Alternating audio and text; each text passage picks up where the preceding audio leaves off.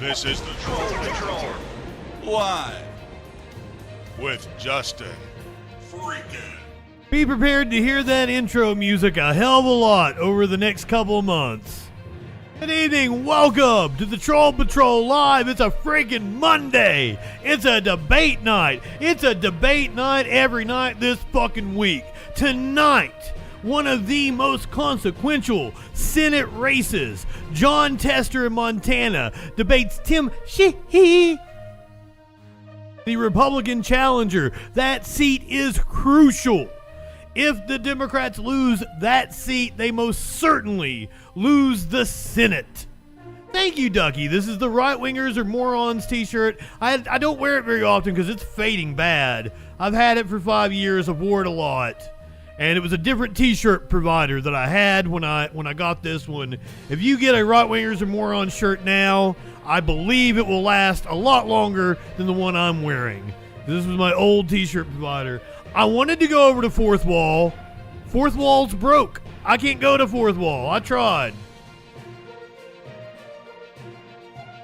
Also tonight we're going to be doing the Arizona 4th Congressional District debate. Both debates are happening at the same time tonight. So we're going to be watching the Montana Senate debate live. We're going to be watching the Arizona 4th Congressional District debate directly after, and then after that, we've got Live Music Monday. This week, just announced the 2024 or 2025, whatever class it is. I don't know when the induction is. We have the Hall of Fame inductees for the Rock and Roll Hall of Fame has been announced. So for tonight's Live Music Monday, we're doing an Ozzy Osbourne concert. We're doing Mary J. Blige. And we're doing some of A Tribe Called Quest. And maybe some Dave Matthews Band. Maybe Dave Matthews Band at the end. It's going to be a long night for me, so I don't know how long I'm going to make it. I wasn't expecting two debates tonight. I thought it was just the Arizona debate. But guess what? They announced the Montana Senate debate on Friday. They announced the debate on Friday. It is tonight. Cicero, good evening. Yes, indeed. Rest in power, Chris Christopherson. And that is a man you can definitely say rest in power to.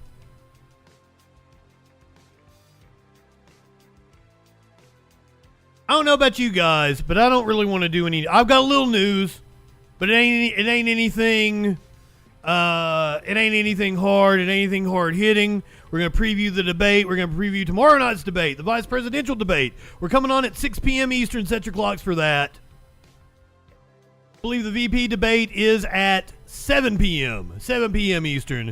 So we're going to come on early tomorrow night. I'll get you news for you tomorrow. And then we'll do normal Troll Patrol afterwards. Oh, C-SPAN calls. C-SPAN calls. We will have to do C-SPAN calls. Here is your, I guess you can call them, it's more of a post of the day, but it made me chuckle. This picture was taken on September 15th, 2023. Just remember how much your life can change in a year.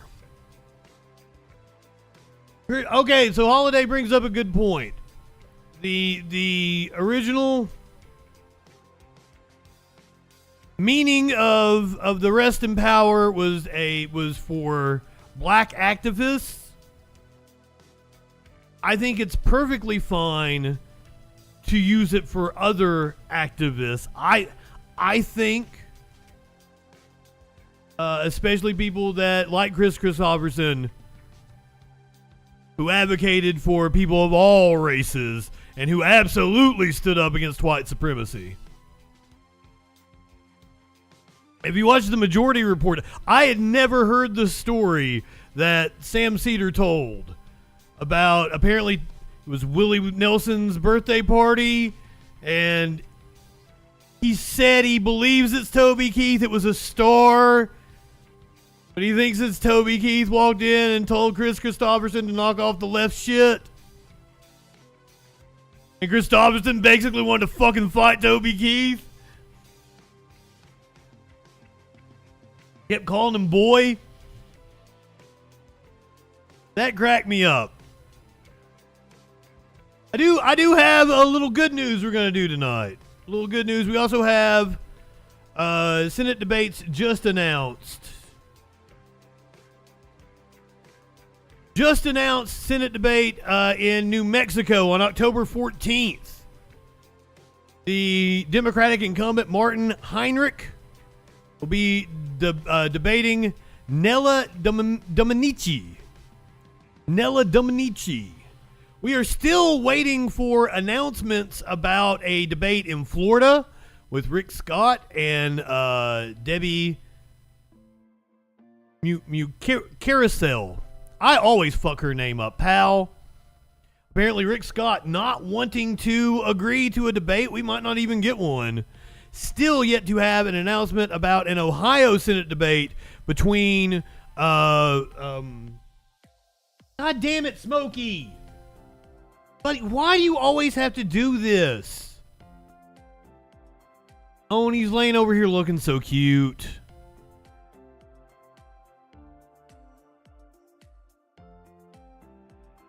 Willie, Johnny, Chris, Waylon. I think a lot of people misinterpreted a lot of David Allen Coe. A lot of people have a lot of bad opinions about David Allen Coe, but I guess because I'm such a huge fan of his son, and his son is ultra progressive, I guess I just assume that father wasn't actually a racist. The humor, buddy, seriously, I can't have you there. You're in my shit. You're sticking your ass in everything. You're gonna knock over my tea. Please get down. Oh my God. Me and this cat are gonna fight. Smokey!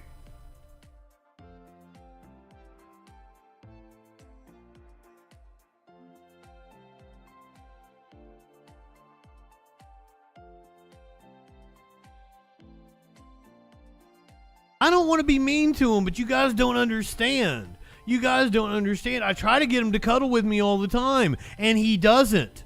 Do you know when he wants to cuddle with me? When I'm on stream. Did he want to cuddle with me this morning when I went back to bed? No. Did he want to cuddle with me this afternoon when I went back to bed?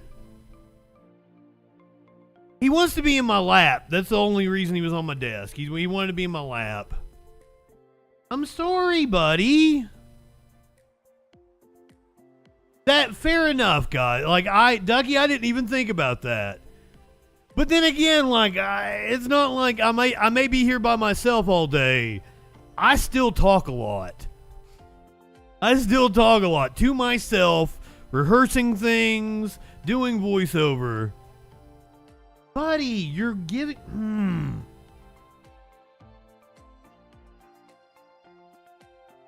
That's what I don't understand. I don't understand why he... And he hasn't laid with me when I played video games in a very long time.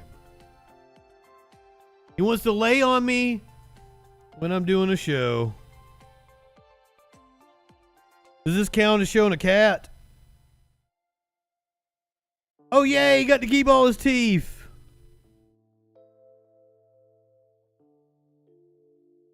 Let me pick him up here. We'll get him on screen.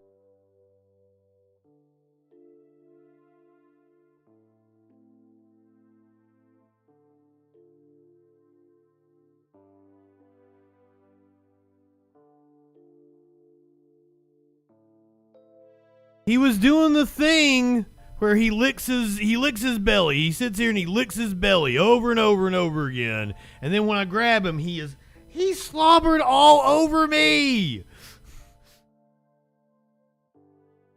God damn it. Oh, congratulations to your guys getting to keep their teeth. As far as I know, it doesn't seem like Socks is the oldest. He's about 14. He seems to have pretty good teeth. I haven't really inspected them. Probably should do that. I probably need to take Socks in for a checkup anyway.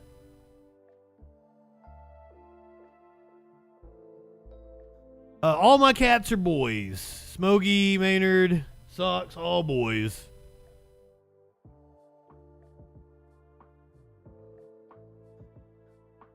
You knew that. Oh, you weren't talking to me. I thought dogs you could get like they had like a biscuit or something you could give them that was like a dental cleaning thing. I've seen people brush dogs' teeth though. All right, we're going to do a little bit of news. We're going to do a car chase. Then we're going to do debate at 9 o'clock. How about that? Does that sound good? When I say a little bit of news, it's very, very little news. Very little news. First of all, I want to give you this. Let me give you some good news to start off with. How about that? Because I'm sorry, I just don't fucking want to talk about Israel tonight. I do not want to, and I don't want to talk about the floods. We'll do it tomorrow night. Is that okay? Especially the floods, because it's all up in my business. So let's start off with a little good news tonight. A New York judge has exonerated a man wrongfully convicted of murder. It would be impossible to return to John Adrian Velasquez. Shut up, Lester. It's been taken from him. But today in a Manhattan courtroom, a judge finally gave him back his good name. His decades-long cries for justice after being wrongfully convicted of killing a retired police officer coming down to a 4-minute-long proceeding. A cop died and an innocent man was freed? People do not believe they are in a position to prove the case beyond a reasonable doubt. Without fanfare or apology, the judge formally accepting the conclusion of a Manhattan district attorney's internal investigation, the same office that once helped put him in prison, that J.J. Velasquez, as he is known, is an innocent man. I am granting that application, so this matter is dismissed. Wow. Family and friends following him to a nearby park where he sat down with me for the first time untethered to the criminal justice system. Your name, you got your name back. I think people maybe don't appreciate how important that is. Absolutely. I mean, when we're born, our name becomes our identity. And so when we're taken through the system, they strip you of your identity. They put you in a shower, butt naked, hose you down like a slave. And then they give you a number and brand you. And that wasn't who I was. And I've been fighting for 27 years to tell them that my name is John Adrian J.J. Velasquez. Velasquez has been physically free since 2021, when then New York Governor Andrew Cuomo commuted his sentence, granting him parole but leaving him stained with the mark of a convicted felon. I had curfew. I couldn't travel out of the state without permission. If I wanted to go on a date, I needed permission. Also there to witness his exoneration today, Dateline producer Dan Slepian, whose dogged 22-year pursuit of the truth in JJ's case began with a series of prison letters he received from JJ. I can go on and on about this miscarriage of justice. What did that mean to you to have someone listen to you? Well, besides my mother, Dan's my hero. Everybody knows that. Like, Wow. If it wasn't for Dan, I'd still be sitting in a cage. Well, Dan, every time we've talked about the story, you said you're not advocating for JJ. You're advocating for the truth. Did the truth prevail today? Yeah, the truth finally did prevail today, but frankly, everybody knew the truth for a very, very long time. And it took a long time for the court to finally recognize it. The DA's review of JJ's conviction looked at several factors, including recanted eyewitness testimonies and DNA evidence. JJ's case, one of several wrongful conviction cases unearthed by Slepian, recounted in his book, The Sing Sing Files. It's the cases undiscovered. It's a book plug. You feel that you left a lot of innocent guys behind when you left prison? I know I left a lot of innocent people. I agree. Free Leonard Peltier. You guys are unaware, he was accused of shooting a federal agent on native lands. Is that common?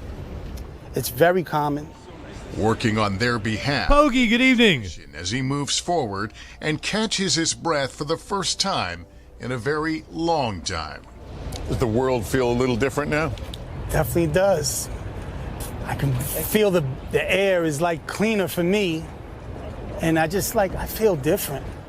Thanks for watching. Stay updated. Shut up, Lester. And top stories. Who's in prison that I would go to bat for right now? What was that dude for making a murderer? I still don't know if he's guilty or not. So they rightfully did wrongfully convict him one time, but he may have killed that second woman. Stephen Avery. And did you see the shirt that was like, free Stephen Avery, I think. Fuzzy Simba, good evening.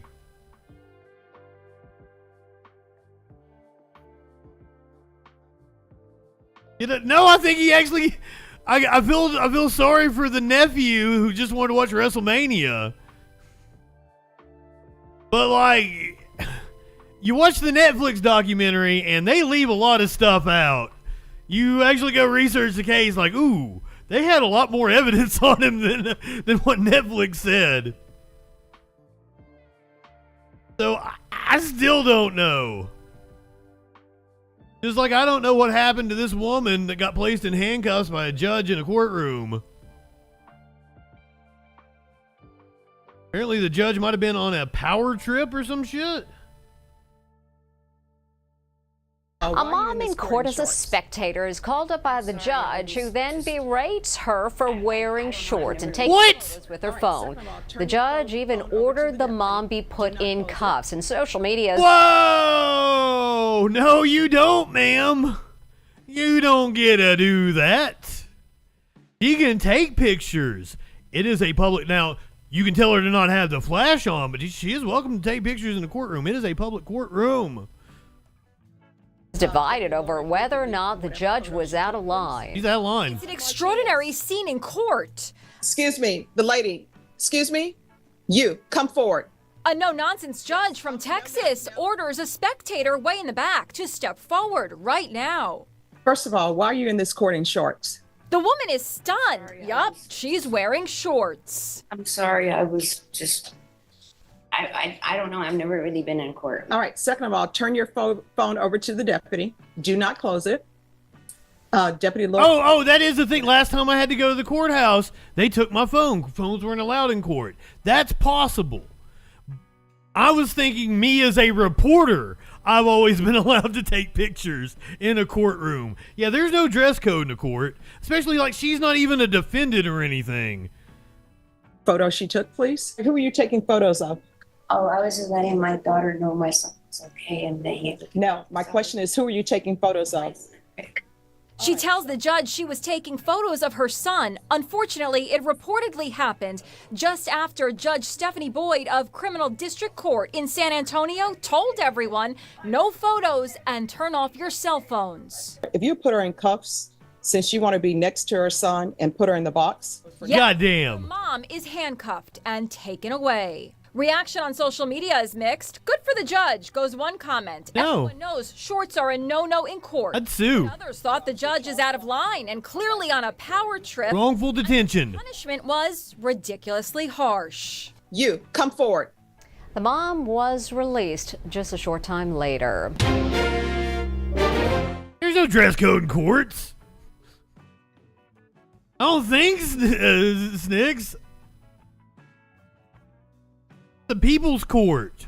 If there's a dress code if there is dress codes in courtrooms, I've been in a million courtrooms in my life. I don't think there's a dress code. Cicero, what? Where is this dress? Like, well, it'd have to be municipality to municipality. It can't just be like all no shirt, no shoes, no justice. No, there's no. Where are you guys getting this? I have never been on a jury. I have been a news reporter. I have been in a courtroom. If there is a dress code for courts, then Justin is going to war on this, and I'm going to call it a violation of the fucking First Amendment. Anonymously. What do you mean I don't know, Cicero? I was a news reporter. I spent so much fucking time in courtrooms. Well, she might have had a dress code because that was her job, DJ Dub. A dress code in court is a tax on justice. Lucky, good evening. I don't have to show respect for a church, and I don't have to show respect for a court. This is fucking America. A dress code in a courtroom is a violation of the First Amendment. I mean, DJ Dub, you can say they're a dictator all you want, but they still gotta abide by the law. And a judge specifically has to uphold the Constitution, i.e., no wrongful detention. I think the woman with the phone was wrongfully detented.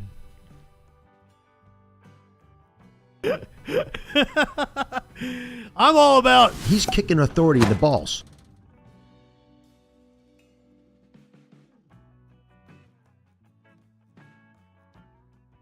I'm just saying, if I find out there's some kind of a dress code in a courtroom, I am going to war. There will not be a dress code anymore. I'll go fucking violate it and then challenge it in court, because that's what you fucking do. And then I'll ride that to fame.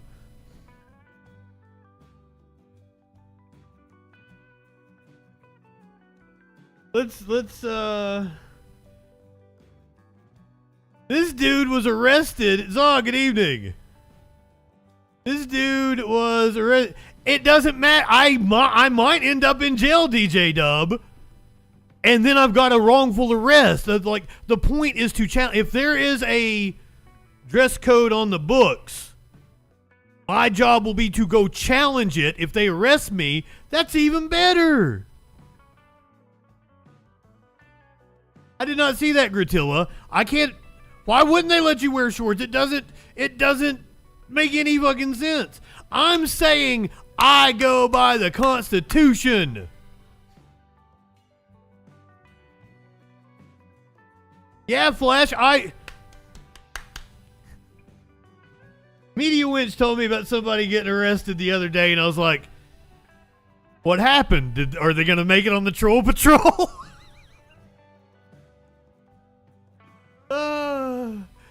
Just quote maritime law. See, you've got my name in all caps. Life is too short to walk this earth for a crusty asshole. Wash your ass. I'm saying there may very well be some dress code on the book somewhere. I'm saying Justin wants to go fuck with somebody if they think they want to impose a dress code on free fucking American citizens. Second Amendment right, the right to bear calves or something like that.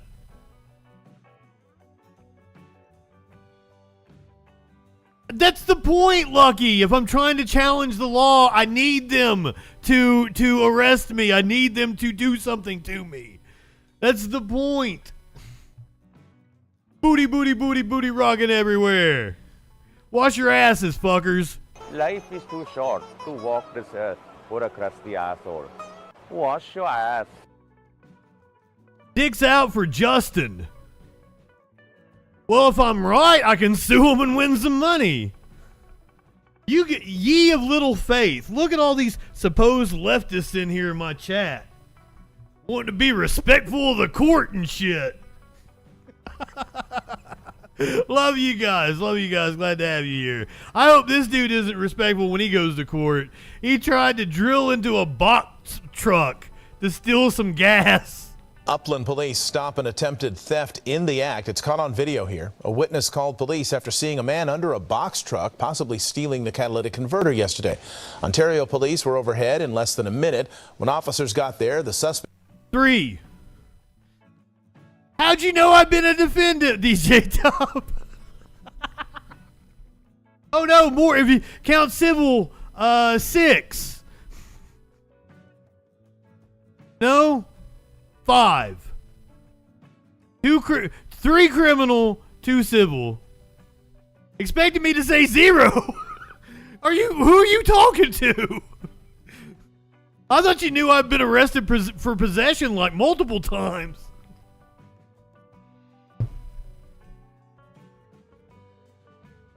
Yes, Simp. I was arrested in Hopkinsville.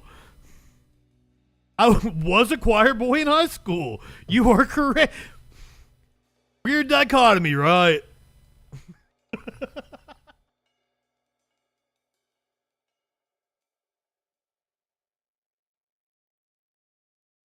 Anyway, this dude, this is brazen. He just pulls up next to the box truck, drills into it. Upland police stop an attempted theft in the act. It's caught on video here. A witness called police after seeing a man under a box truck, possibly stealing the catalytic converter yesterday. Oh, catalytic converter. Overhead in less than a minute. When officers got there, the suspect got into that white car and tried to get away, but was soon caught. Police say the suspect was siphoning gasoline from the truck, not stealing the converter. The suspect is on parole out of L.A. for assault with a deadly weapon. Now he faces several felonies, and his car was towed. Hello, I'm Mark Brown. Get more great... Hey, Mark Brown. Always enjoy you, Mark Brown. Let's, shelter in order, still in effect in Georgia. This wild gas plume spreading across metro Atlanta this afternoon following a fire at a chemical plant in Rockdale County. Several counties now monitoring air quality. MJ, good evening. You are safe. Thanks for joining us at this hour. I'm Tracy Hutchins. Bagheera, I'll tell you good evening. Leaders will hold a briefing at 3:30 to give us an update. Bagheera, right-wingers are always like, gas is so high. It's the same price it's been my entire fucking life. It was 99 cents in 2000 when I started driving. Shortly after 9/11, it shot up to like $2.50, $3, something like that. And it stayed there. It has stayed there for the last 24 years. 23 years. 22 years. I'm horrible at math.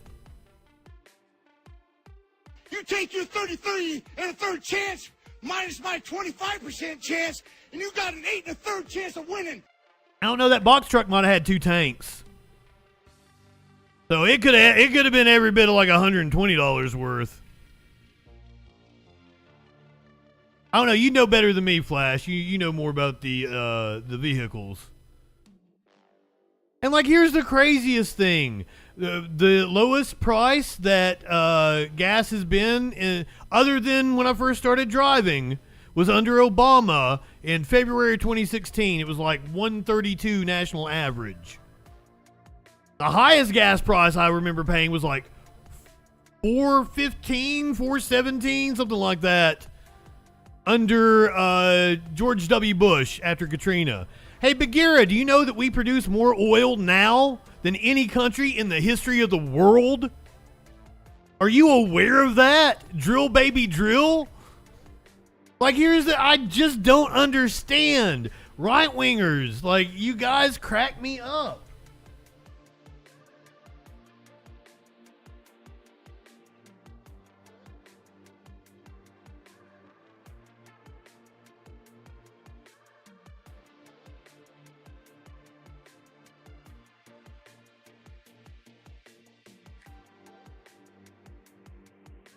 From the U.S. Energy Information Administration, the United States produces natural gas too, but this is just crude oil.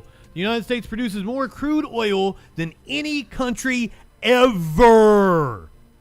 Ever. That little blue bar right there is us. I don't know what that means, Libertad. Speak English. A criminal. Ducky, did I tell you good evening? Simp, my friend. Quesadilla. Remember, we've got the Senate debate coming at the top of the hour. The Montana Senate debate between John Tester and Tim Sheehy. Coming at you in about 30 minutes. 30 minutes. Aggressive Squirrel. What's up, my friend?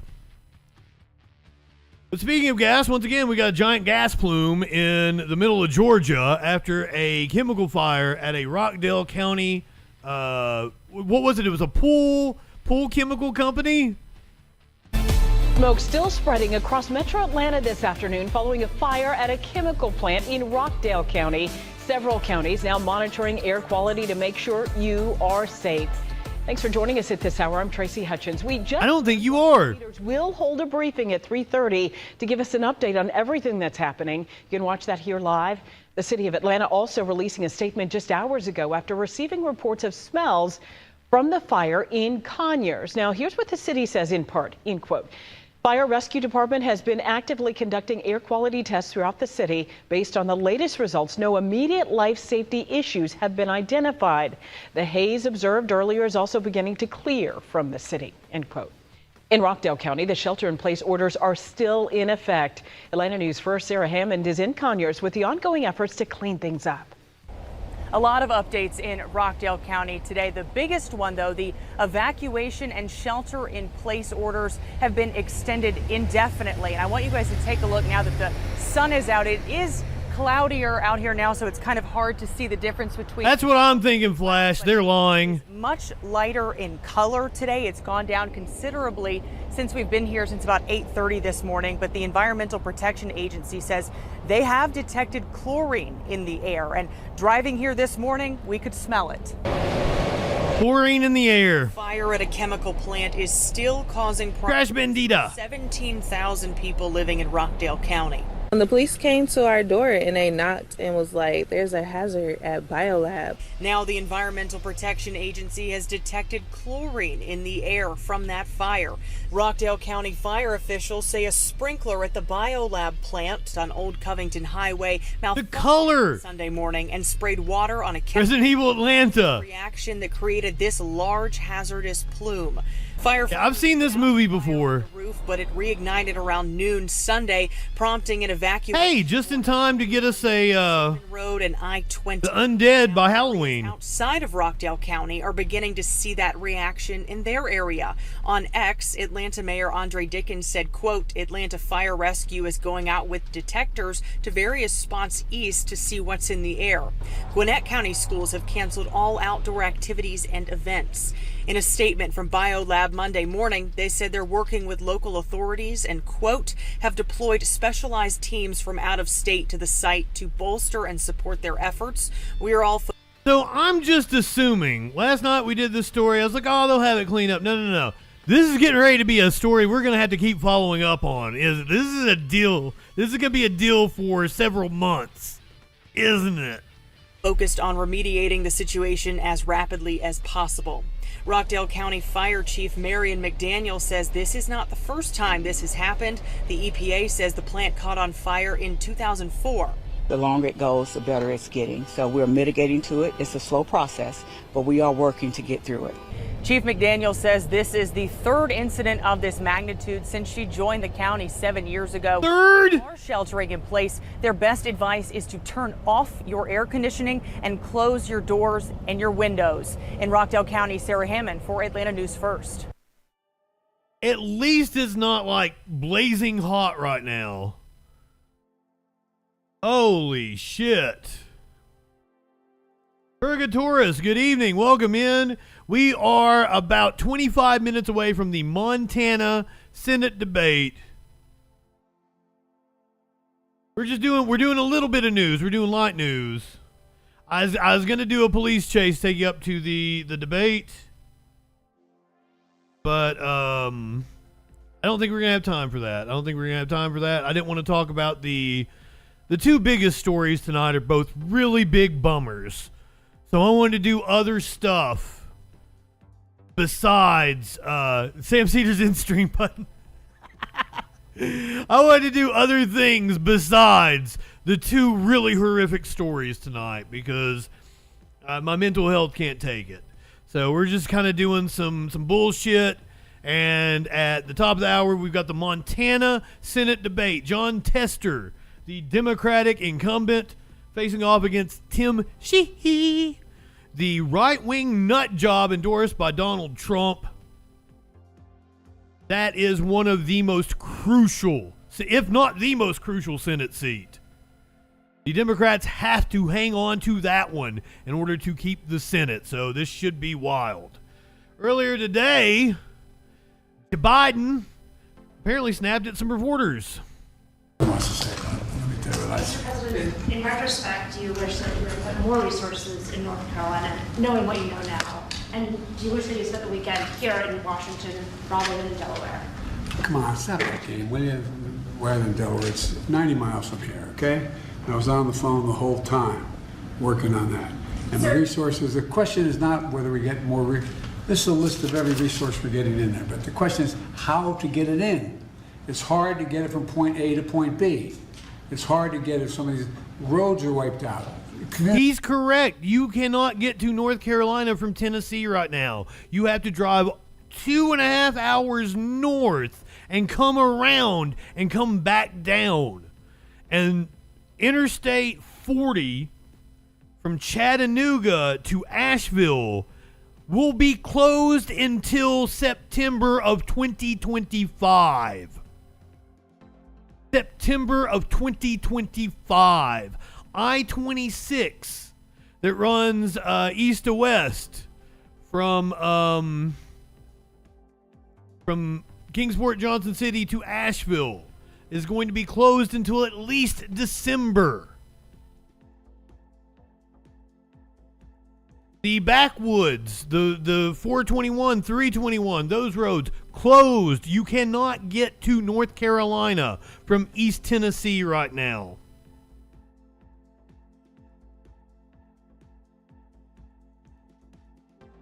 There's been criticism leveled at Joe Biden for his response. I got a video for that.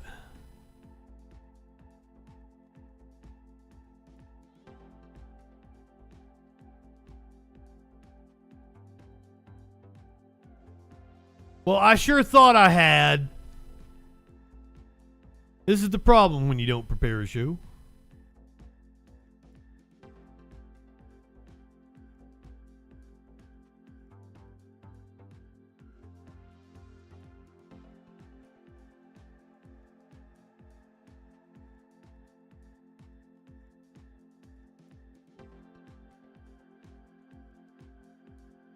Here we go.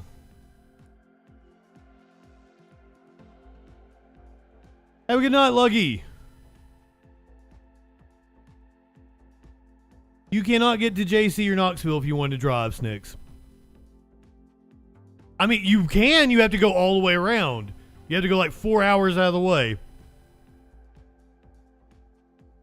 Here is Trump trying to insult Joe Biden. Ideally with the governor, that governor needs to, he's been trying to get them, and I'm sure they're going to come through, but he's been calling the president, hasn't been able to get him. But I just spoke, the president just called me yesterday afternoon. I missed him and called him right back. And he just said, hey, what do you need? And I told him, you know, we got what we need. We'll work through the federal process. He offered that if there's other things we need, just to call him directly, which I appreciate that. But ideally with the governor, that needs to, he's been trying to get them, and I'm sure they're going to come through. But he's been calling the president, hasn't been able to get him. But is that Franklin Graham behind him? Just called me yesterday afternoon. I missed him and called him right back. And he just said, hey, what do you need?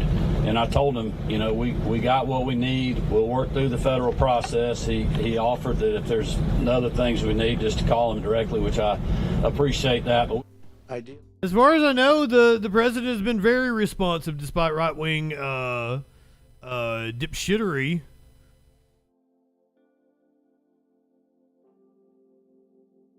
Fox News tried to pull that kind of nonsense on the 5 this morning, and Jessica Tarlov apparently pushed back.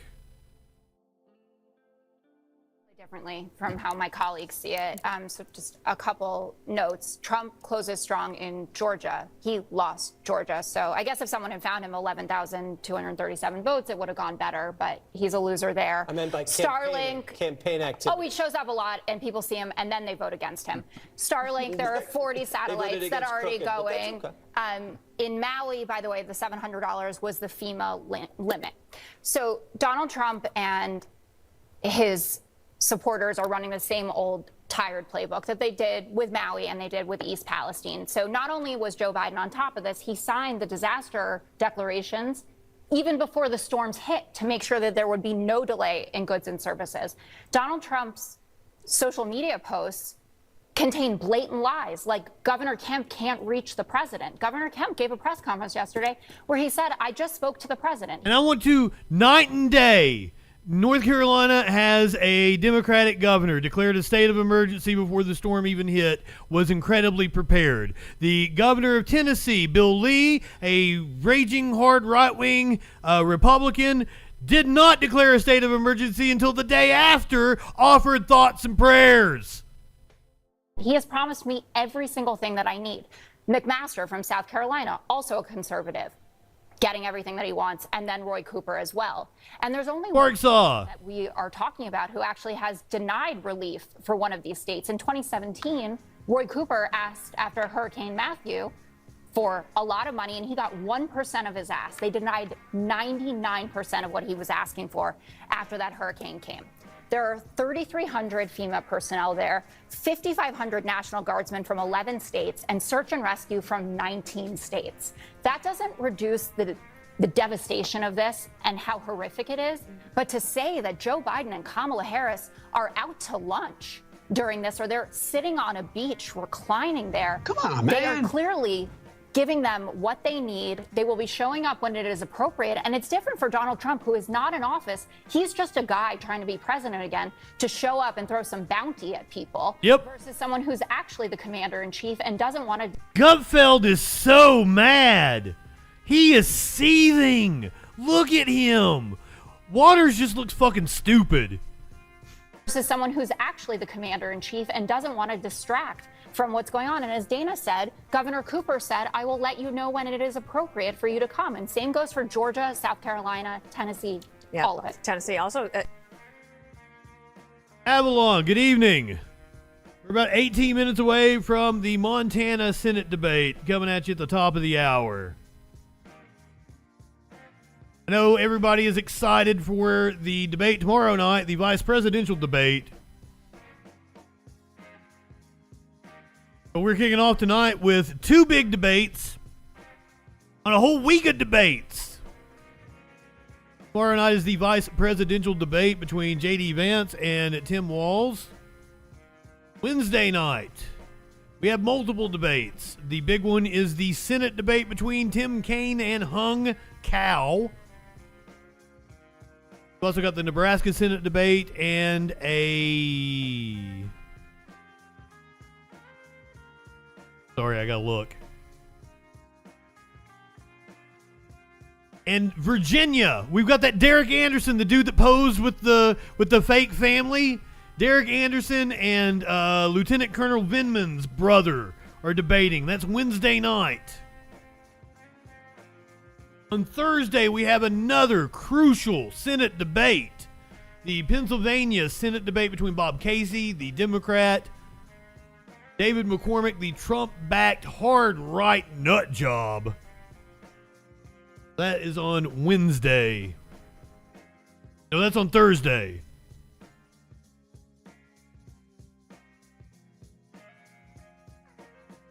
Tonight, we're doing the Arizona 4th Congressional debate. That is a seat held by a Democrat, but is a red seat. That district went for Trump in 2016, went for Trump in 2020. There are three candidates. We're going to see three candidates there tonight. It's Maricopa County. The Democratic incumbent,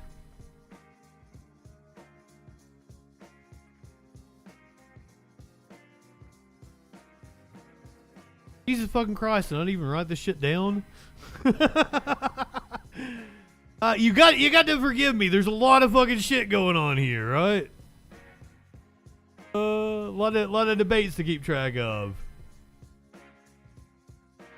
Made the artwork for it though earlier. Greg Stanton is the Democratic incumbent. Kelly Cooper, the Republican challenger. And we have a third party. Vincent Beck Jones is a Green Party candidate. In a red district, I bet he is MAGA-backed. He is being funded by Republicans to try to take that seat. If I had to guess. Action-packed October indeed. Kicking it off right. Tomorrow night, we're going to be watching the vice presidential debate. We're going to be coming on at 6 p.m. Eastern. Do not miss it. Apparently, Tim Walz is kind of nervous. Sources now tell CNN that Tim Walz is fighting off a case of the nerves ahead of his debate with Senator J.D. Vance tomorrow. He is said to be nervous that he might let Kamala Harris down. CNN's Isaac Dover has this reporting. He's joining us now with much more on this. So what more are you learning about how he's all feeling ahead of tomorrow? Hey, good morning, Kate. What Tim Walz is going into tomorrow night is something that he hasn't done before, most people haven't done before, a nationally televised debate. Obviously, high stakes. It could be, likely will be, the last big marquee event of the campaign. And Walz is looking at this saying he wants to make sure he is making the case for... That is a lot of pressure. I didn't think about that. DJ, good evening. It's a fucking lot of pressure. Could it be a planted story to throw him off, to try to lull J.D. Vance into a false sense of security? That might be a good game plan. Kamala Harris as strong as he can, even though he obviously didn't know Kamala Harris himself very well before he got picked, but he wants to do Lenny, Torchy, good evening. Of not letting her down, making sure that she continuing to feel that she made the right choice in picking him, and also because he is really committed to the idea that Donald Trump can't be president again and that Kamala Harris should be president. So it's a lot riding on it, and the reporting that I have on the site gets into all of that and the role that he's been playing in the campaign, both in front of the scenes, making people Mary Jane, welcome in, attached to him and to her, and behind the scenes, lining up some key endorsements for Harris. Also, talk to me about this multi-page report that the Harris campaign has now put out. They're very clearly trying to target Donald Trump and J.D. Vance on the issue of health care. What are they doing with it? Yeah, so I have a report out this morning. Healthcare is regularly one of the places where all of these big political and policy discussions that we have really hits the road for most Americans. And what the Harris campaign is doing ahead of this debate... I'm not high enough for this shit. ...highlight that comment that Donald Trump made in the debate that he had with Kamala Harris, where he was asked... Does he have a plan to replace Obamacare, the affordable? And he said that he has concepts of a plan. We are 14 years into the Obamacare debate, 9 years into Donald Trump running for president. He's supported repealing Obamacare, and he still does not have a plan for it. He made clear for what it would be instead. It's also beating up on J.D. Vance for something that he has been talking about on the trail, which is a way of separating out people in different risk categories and how they'd be covered by insurance, different pools. All of that, the Harris campaign is saying, is a way that would hurt Americans, and most importantly, the thing that they're highlighting is that it would likely scale back things like pre-existing condition coverage, which is overall one of the most popular places. People love that. Of Obamacare. Tomorrow night, the debate. What will be the line of attacks that come out of there? We probably expect J.D. Vance to be more on message than what Donald Trump has been about Kamala Harris. But what about Tim Walz? This is what I'm reporting from our... I don't know. I think I might be for them trying to repeal the pre-existing condition. Let them repeal Obamacare. I think that might be the catalyst to actually get Medicare for all. Do you know how, let the Republicans do that. That would be insanely unpopular. Our colleague Isaac Dover from over the weekend says that Walz constantly comes back to how worried he is about letting Harris down. And Mama, good evening. That isn't just about setting expectation. The governor fears he won't make his case as well as he needs to. It is expectation setting. They're trying to lower the bar. He's so nervous. He's scared. Yes, but Vance is... You're absolutely going to live stream the debate. We're going to live stream a debate here in 10 minutes. Debater. He's nothing like Trump. He'll be very focused. And that's the Montana Senate debate. Toes to push back on the idea. We're coming on at 6 p.m. Eastern tomorrow night. Harris is extreme, and that she's been weak on the border, and that they're extreme liberals. I think he will have to be on his toes about that, but I think that he's likely very well prepared because he does have that everyman thing, which I don't think Vance really has. Like Vance, fuck Nazis. Very studied, but is he someone you want to get a beer with? I don't know. No, that never works. All over the airwaves. The accelerationist argument that a Trump presidency would produce a leftist, that we saw the example. 8 years of Obama gave us Bernie. 4 years of Trump gave us Biden.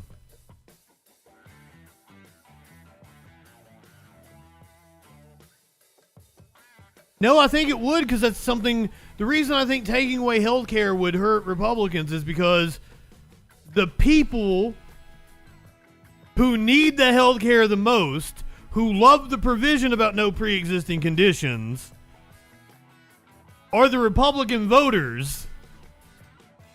They're Trump's base.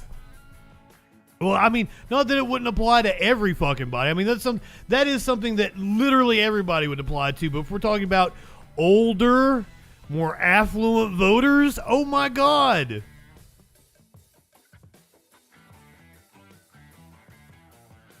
I don't think politicians ever give a shit what we want. Fuck Nazis. Have you've been around here long enough to know me.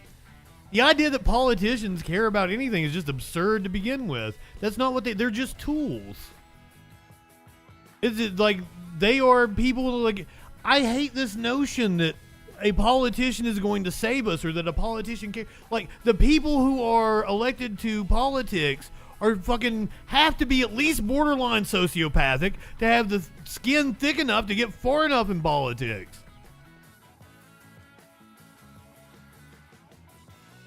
Yeah, you gotta bully politicians.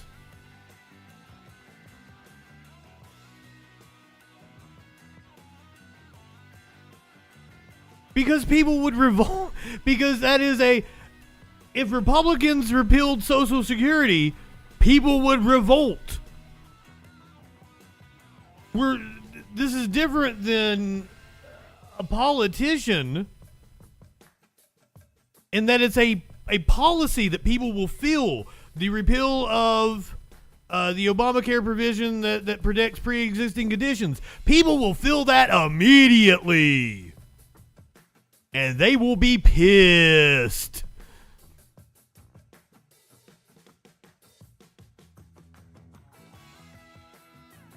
I think it would create a... You have to have... Politicians respond to pressure. So that has to be something that would create pressure. Just like, the abortion, the repeal of Roe v. Wade is creating pressure. You will actually see Democrats do something to try to codify Roe. Even, say they win the House, they lose the Senate, they're going to try to codify Roe in the House. The willpower is there. So I think you might be thinking about it the wrong way, because I always hate it when people are like, do you think politicians care? No, I don't. I don't at all. But they do care about power. They care about keeping power.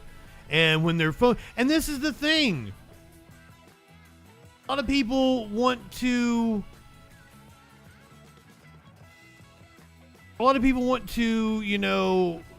get upset about things on the internet and everything. Have you called your congressman? Have you called your senator? Have you sent them an email? They actually respond to that shit.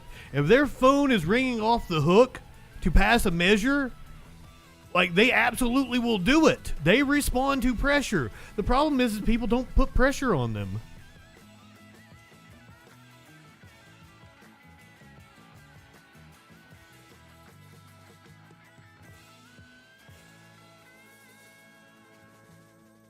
I mean,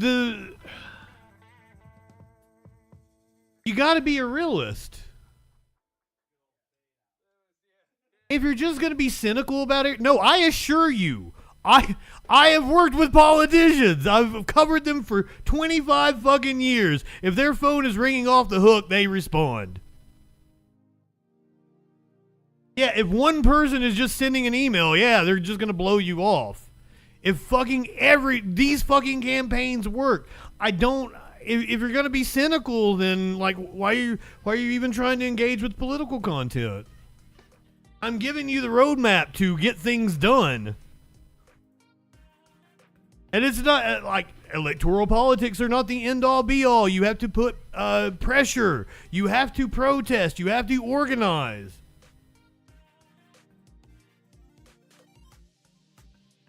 Fuck Nazis? Hey, I would have told you 25 years ago that the idea that we would have legal weed and gay marriage was insane. Guess what? It happened.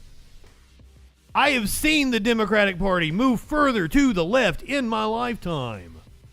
So the whole idea, nothing will change. I've seen things fundamentally change in my life. I've seen them with my own eyes. So I don't get it. But the change is coming because of us. 25 years ago, the electorate was incredible. It was baby boomers, and they were more conservative. Remember the old adage, you get more conservative as you get older. That applies to baby boomers. That doesn't apply to people that haven't seen their wealth grow the entire time, that didn't buy a house for fucking 50 grand and have it worth 400 grand. They're the ones trying to, they got theirs and they're trying to pull the ladder up for everybody else. Now the electorate is becoming more leftist and the politics are starting to reflect it. Ride the train. Don't fight it.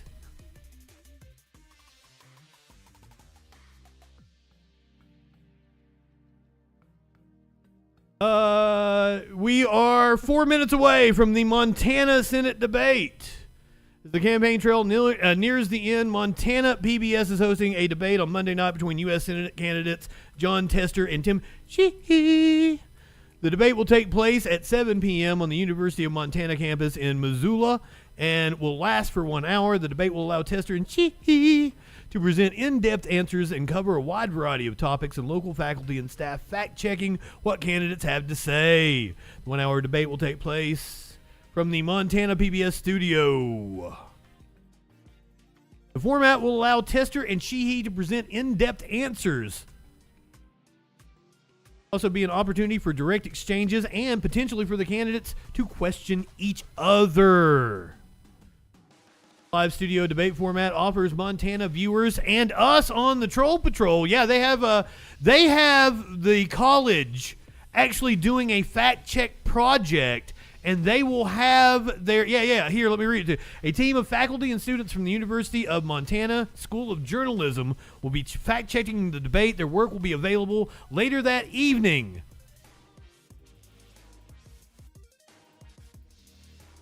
Pruitt noted that the selection of the candidates invited to participate in the debate adheres to Montana PBS's established debate participation criteria.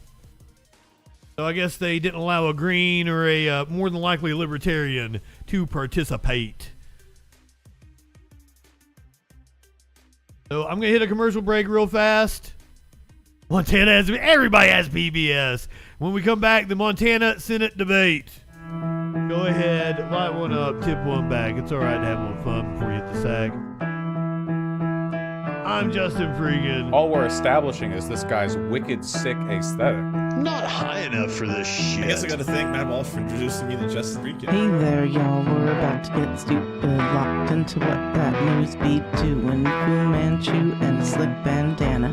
Colder than ice, smoother than Santana. Audio, video, chat and calls. Right-wing nut jobs haunt the halls. What you wanna watch? Hey, what you think? And there's only one choice. It's JustinFREAKIN. The guy's, he's a formidable voice in the culture. Light one up and tip one back. It's a right to be high. Let's grab a snack. It's fucking news, quit panic, attack, and play your cards right and get a titty slap. Jump in Discords, have some fun. The man will talk to everyone. Get high and try to debate. Bunch shit pops off. Chat thinks it's great. What do you think you're doing? Join the troll patrol. Wherever discourse is brewing, he gives it that southern drawl. So let's go ahead and bring in Justin. Hey Justin, how's it going, brother? First of all, I want to say you're poser South. I'm in Alabama. I'm the real South. Okay, all right. So why don't you tell us what it takes to be a man?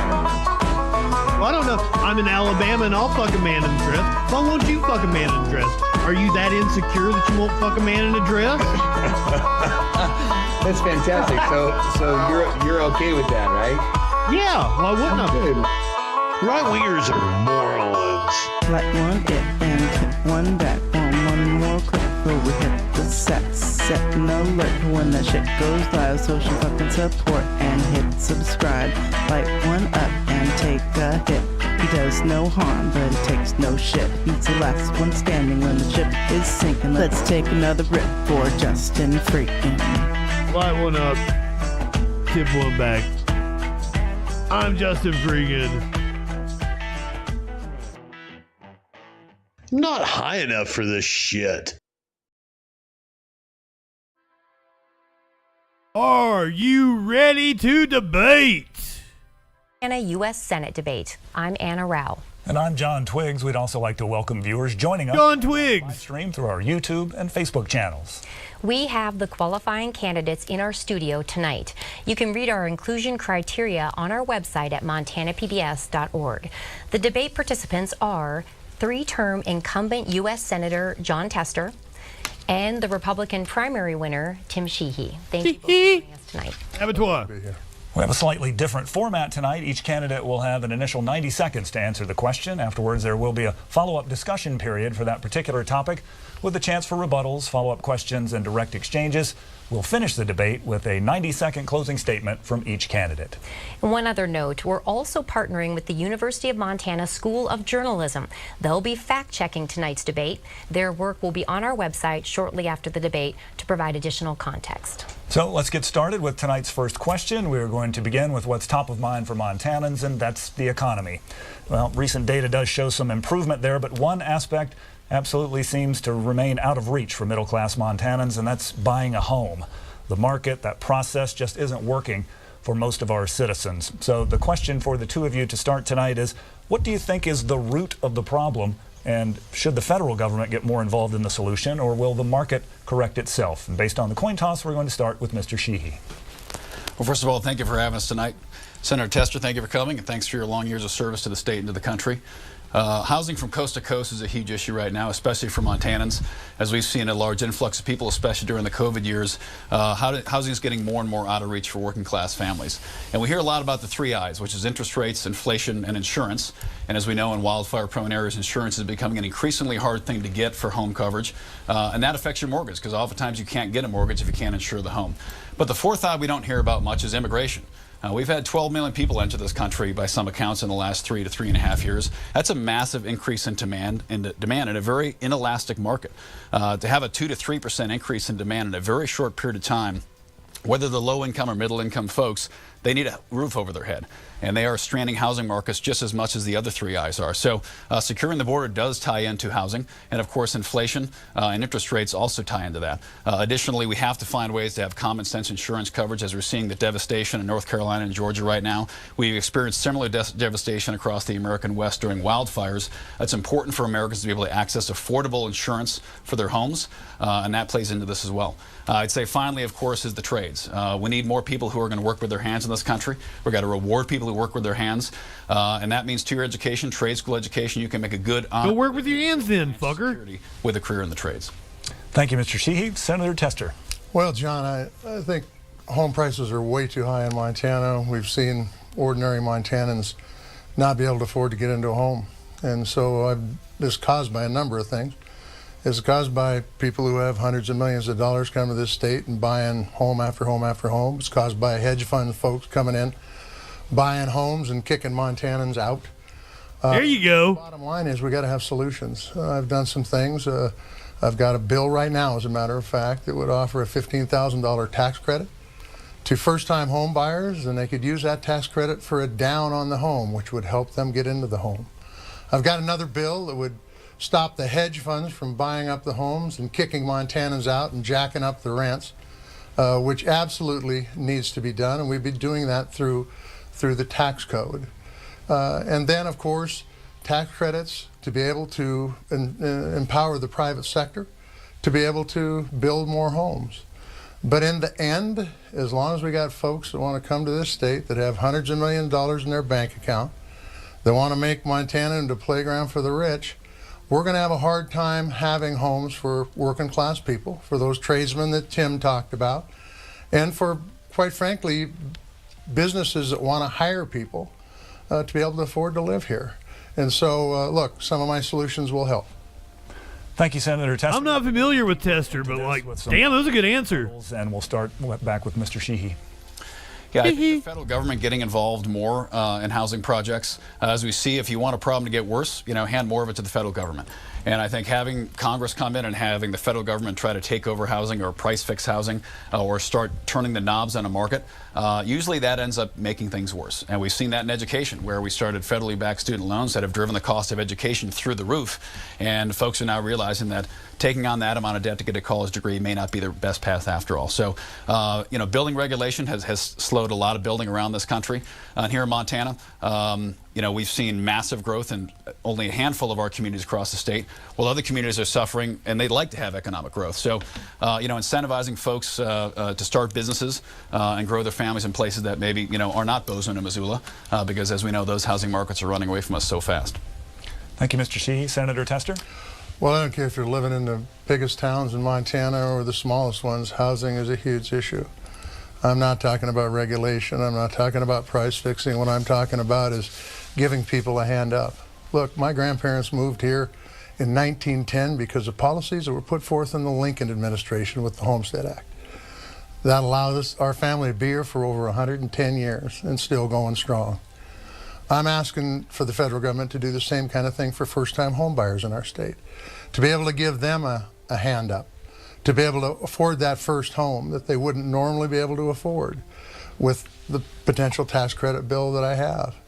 But in the end, it's going to take everybody working together to make this problem go away. It's not going to go by its own. And if we can empower the private sector to build more homes through tax credits, that's a good way of getting the problem solved. Mr. Sheehy. Yeah, in continued investment in our trades, we don't have enough electricians, we don't have enough carpenters, we don't have enough sheet metal workers, and so many other important skills that are critical, not just to building homes, but also to have our manufacturing industry and reindustrialize America. We've seen industrial jobs flee overseas. We need to start bringing them back. And whether it's our defense industrial establishment or whether it's food security, we need to bring skilled labor back here to America. And that starts with educating them here in Montana as well as around the country. It also starts with timber. A lot of people don't always connect the dots, but we need timber to build homes. And we used to have dozens of timber mills across the state of Montana. Now we're at about 5 or 6 of them. And we're seeing that problem across the West, where timber leases are being injuncted by extremist environmental lawsuits that are stopping common sense logging projects that aren't going to clear cut these forests, but provide good paying jobs for some of these rural towns, and also provide cheap, affordable timber for our communities. As we saw during COVID, timber was quadrupling in price sometimes, making it unaffordable for people to even do DIY projects. And final word to Mr. Tester. It's all circular. And I can tell you, it's been 10 years ago, and a lot has happened in the last 10 years, and Montana's grown a lot in the last 10 years. But even 10 years ago, in a town like Havre, Montana, I was hearing from businesses that even when they could hire people, there was no place for them to live. And so everything needs to work. You're right, we need to have tradesmen. That's why we need to support things like the Job Corps and our tech schools throughout the state of Montana. And they do a great job, and they do a great job of really moving where business needs them to move. And we need to continue to support them at all levels of government. But the bottom line is we've got to have houses in the end. And if we don't do things to incentivize more houses on the market and make sure that those houses are affordable for working families, for young families, then we'll never get it to a point where this problem is solved. Thank you both. We're going to move forward now and on to our next topic. Right. Montana has a ballot initiative this fall that would enshrine abortion rights in the state's constitution. 9 other states have initiatives seeking to secure abortion access this fall, while 1 state has competing initiatives. Across the nation, there's a patchwork of laws and limits. Do you believe there should be a single national law on abortion in the United States? Why or why not? Senator Tester, I believe women should be able to make their own health care decisions. That's the bottom line. It shouldn't be the federal government. It shouldn't be a bureaucrat. It shouldn't be a judge. Women should be able to make their own health care decisions. That's what Montanans like. You know, we talk about Montanans and Republicans and Democrats, but the whole lot are libertarian, and they don't want the federal government or any government telling them how to live their lives. And so I want to see Roe reinstated. And I think this initiative, this ballot initiative that's going to be on the ballot, will do exactly that. It will enshrine it into the Constitution so that women can make their own health care decisions. My opponent, on the other hand, feels exactly the opposite. He feels he's more entitled to make that decision than the women are. Look, these are complicated decisions. And as I said before, a U.S. senator or a judge or a bureaucrat shouldn't be making these decisions. The woman should be making their decisions.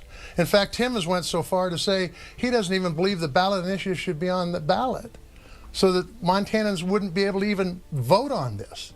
Look, this is fundamental to democracy, and this is fundamental to who we are as Montanans. In my entire lifetime, I've never seen a freedom stripped away like the Supreme Court did with the Dobbs decision removing Roe. We need to have Roe reinstated.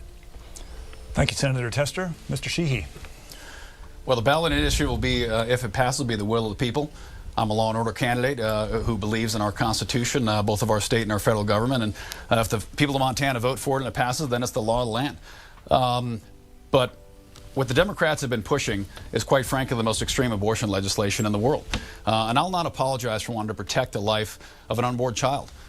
You know, my position on abortion has been common sense. I support the exceptions, rape, incest, life of the mother. I support the right of a mother to make those challenges an incredibly challenging, you know, tumultuous time in their life. Oftentimes without the support of their family, they're being forced to make these extremely challenging decisions, and they ought to know they have the right to do that. No question about that. But at some point when there's a viable life, another viable life included, that life also has the right to protection. And my wife and I have supported standing up the neonatal intensive care unit in Bozeman Health. Part of the reason for that is oftentimes if you have a fetus that may have health complications, this gives the mother security to know that that child is going to have the best possible chance at living. And I'm proud of that. But at the end of the day, common sense life legislation is what I support. That's what most of our party platform supporting. And this particular initiative, should it pass, it's the law of the land. So certainly I'll respect it. But the reality is, at some point, we have to protect the life of the child. It could be the next Albert Einstein, the next Michael Jordan, the next John Tester, for all we know. That life also deserves to be protected, and I'll do that. Thank you, Mr. Sheehy. Let's continue on with this topic. We'll have follow-ups and rebuttals, and we'll go back to Senator Tester. Well, the bottom line is this. Whose decision is it to be made? Is it the federal government's decision, the state government's decision, Tim Sheehy's decision, John Tester's decision? No. It's the woman's decision. Tim Sheehy has called abortion terrible and murder. That doesn't sound to me like he's supporting the woman to make that decision. The fact of the matter is that this is fundamental to who we are as Montanans. The most intimate decisions we have to make are decisions about our health care. And this initiative needs to pass, which would reinstate Roe and, quite frankly, reinstate the freedoms that women and families have had nearly my entire lifetime. Mr. Sheehy. Again, common sense, absolutely. These young women are in a very challenging stage of their life. They need to know we have their back. But at some point, when you have a viable another life included, I refuse to believe that as America, the greatest country in the world, the only path forward is to end that life. The only path forward is to say that that child doesn't have the right to live and doesn't have the right to enjoy a life, to actually... There is no right to live. We should protect that. We have an obligation to protect the most vulnerable people in our society as well. So I support common sense legislation around the issue of abortion. Again, 3 exceptions all the way through. And early term abortions when they have to happen, absolutely. But ultimately, at some point when we have a viable baby involved, that child also has the right to protections. And the Democrats have refused to even entertain a born alive bill. When a baby is born alive, They've refused to enshrine protection for that life. John Tester has been part of that. Abortion up to and including in the moment of birth in the Women's Health Care Act of 2021 has been championed by John Tester and the Democrats. That's also among the most extreme abortion legislation in the world. And yes, I'm against that. Thank you, Mr. Sheehy. Republican Tim Sheehy, Democrat John Tester. The born alive statement that Tim Sheehy just made is total bunk. It's a lie. It doesn't happen. Those lives are already protected. Tim, you know it. You're saying it to try to politicize this issue more than it already is. The bottom line is this. If we want situations not to happen like just happened in Georgia with a woman dying because doctors were afraid to treat her, because she was afraid to go get help, then he's your man. If you want somebody who's going to make sure that women can make their own health care decisions, I'm your guy. Because I think it's fundamental to who we are as Montanans. We don't want the federal government dictating to us what medical decisions we can make. Final word to Mr. Sheehy. I guess that exception to that is COVID, when we were kicking people out of the military for not getting a shot, forcing them to repay their training costs to the military, kicking people out of the workforce because they wouldn't get the shot. Now, all of a sudden, medical liberty is the top of libertarian John Tester's list. The truth is, we do need to protect women in a very vulnerable phase of life. But at some point, we also have an obligation to protect the other life involved. And that's the life of a vulnerable, unborn child who also has the right to live. And I'm proud to say I'll also protect that life. Thank you both. We're going to move on now to our next topic. I think Tester roasted him. One aspect of living here in Montana that all Montanans cherish, and that's our access to public lands. Almost 30% of Montana is federal land. That's almost 27 million acres. And about 15 minutes in, Mox. The best way to manage that land and who should do it.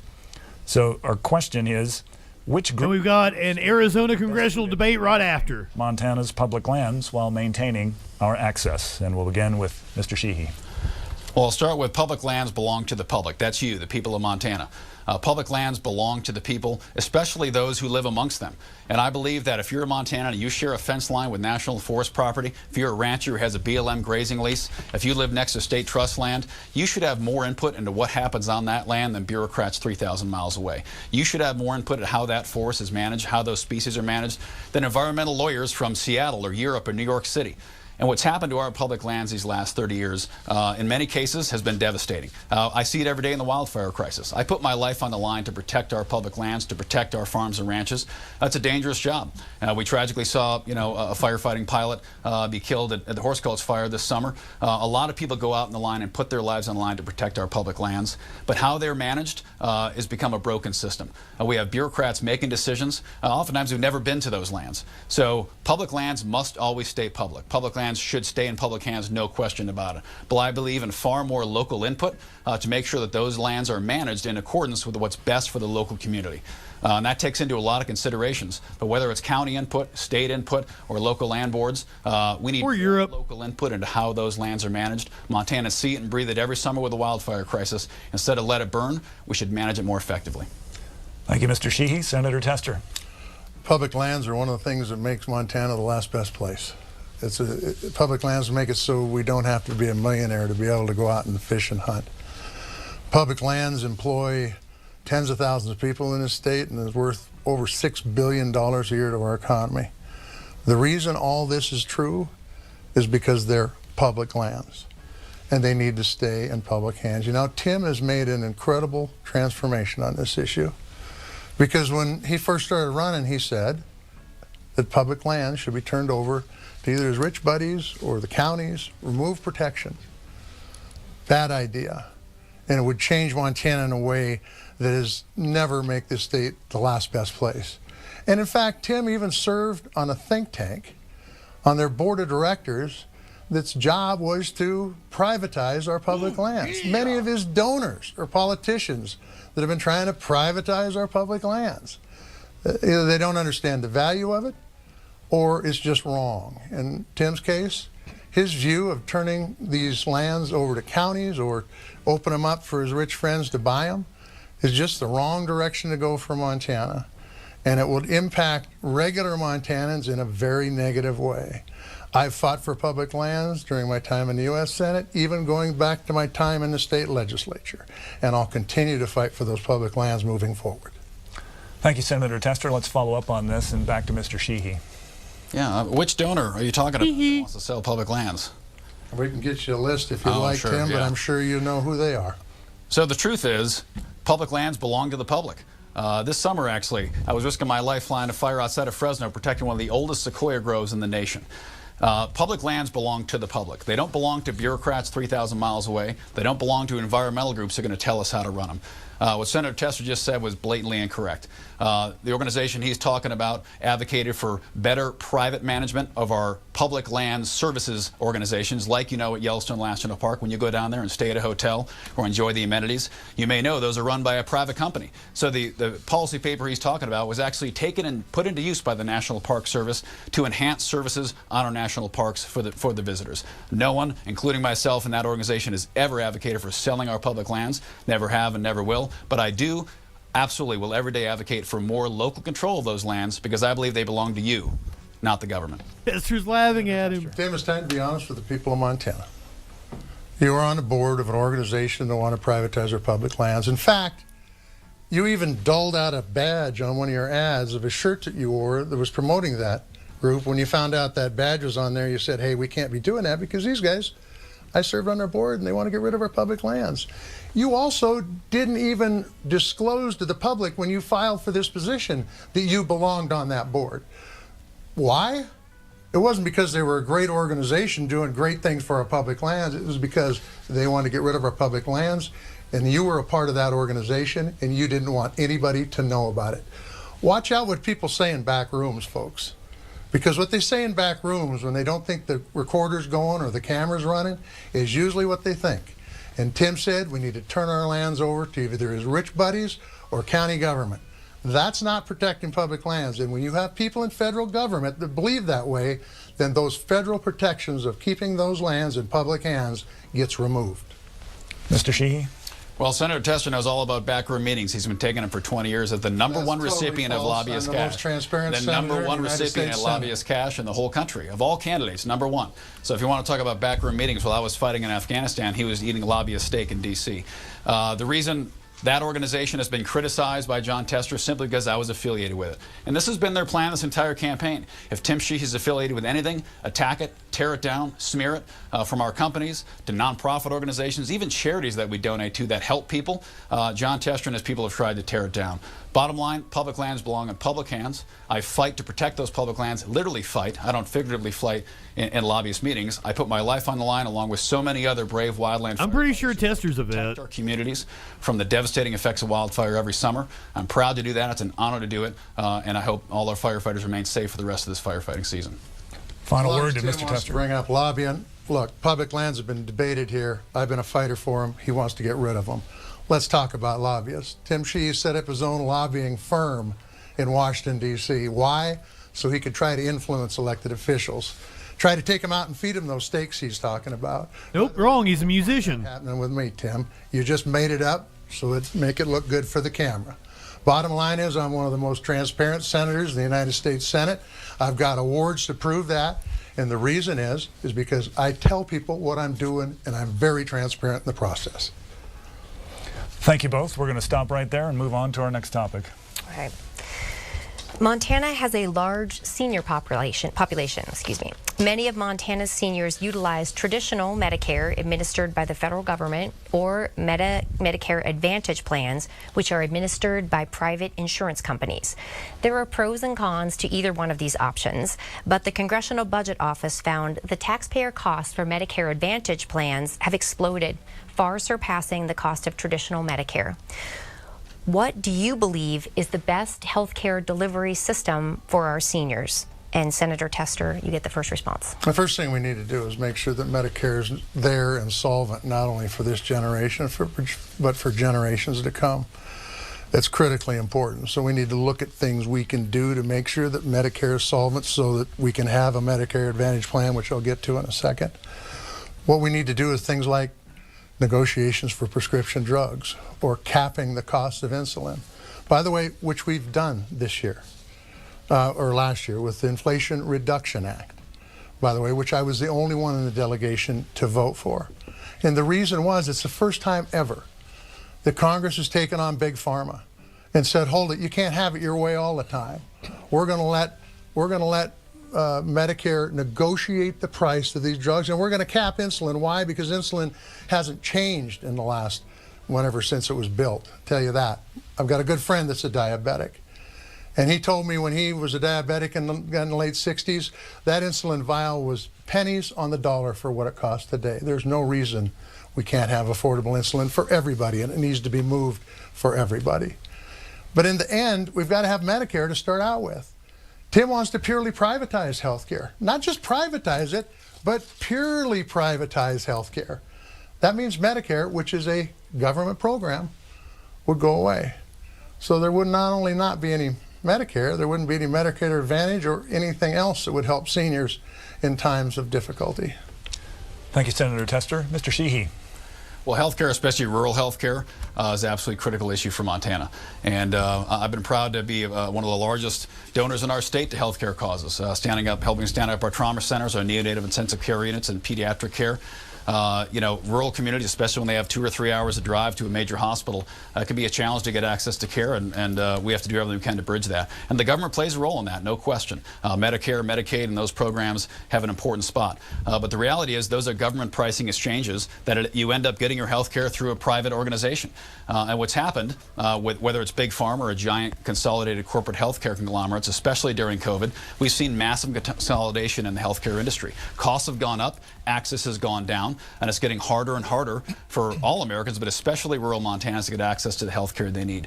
So as we saw that happen, we stepped in and helped with our own money to try to bridge that gap. And what we can't do is hand our health care to the government. The government has a role to play to ensure certain folks still get access to what they need. But taking us to a single-payer system, like John Test and the Democrats have continually advocated for, like Kamala Harris says she wants, single-payer health care and government-run health care for everybody, one size fits all, that's a pathway to a disastrous health care system that other people come here to get away from that. So the truth is, the private sector still is the largest provider of the health care in our country. Taking that and handing it to the government is not the right answer. We've got to continue to make sure Medicare and Medicaid are funded, but private health care is going to be our answer to making sure we continue to provide those key services to rural Americans.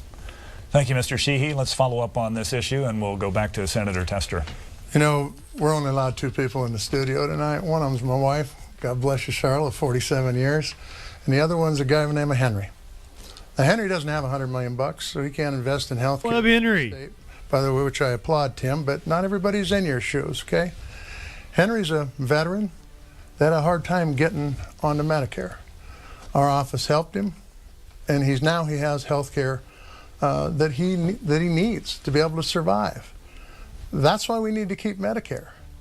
Tim never talked about his pure privatization comment, and the reason is because he knows if he has it his way, not only will Medicare go away, Indian Health Service would go away, VA would go away. That's not practical, it's not logical, and it's not what Montana needs. Montana needs more health care, not less. He actually campaigned in this state with folks who were trying to close down VA clinics. The bottom line is this: the government plays an important role, and they need to continue to play an important role, especially in Medicare, VA, and IHS. Mr. Sheehy. Well, he's referring to an organization called Conservative Veterans for America, and all those people I was sitting with are also disabled veterans and wounded veterans like myself, who come home and realize that the handoff from the military to the VA is a broken system. The VA is an organization filled with a lot of great people who are unfortunately failing within a sclerotic bureaucracy that is not meeting the needs of our veterans. The IHS, the VA, 2 examples of totally government-run health care, and guess what? We're seeing life expectancy go down. We're the #1 state for veteran suicide in the entire nation. We're seeing veterans not get the care they need all over the country, but especially in extreme rural areas. So health care, I believe, is a moral obligation. I've done that on the battlefield, carrying my friends through gunfire after they've been wounded, donating millions of dollars to help make our health care better. But the private sector is going to be able to do it better, faster, and cheaper than trying to build a government system that will not be able to handle the caseload, not be able to make the reimbursement payments needed to actually sustain those systems. And you know, we can't shift to a single-payer system. We cannot hand our health care to the government as a pathway to disaster. Senator Tester. So in the end, what he's saying is that we need to shut down Medicare and the VA and IHS. Look, IHS is in the situation is for one reason: it's underfunded. Anybody that can tell you about Indian Health Service will tell you that. It has its problems because it doesn't have the money. VA, it's not perfect, but it's come a long ways over the time I've been in the United States Senate. Take a look at the clinics that have been built around the state. Take a look at the number of additional doctors we've got in the state and nurses. Now, do we need to do more with mental health? You're damn right we need to do more for mental health for our veterans. That's why we passed a bill called the John Scott Hannon Bill, named after a veteran in Helena, Montana, that took his own life because of PTSD. It offers alternate ways of mental health, yoga therapy, equine therapy, fishing on the river. Some of this stuff is far, far better than laying on a couch talking to a shrink. So we're making advances. But to pull the government out of healthcare would totally destroy the healthcare system in this country.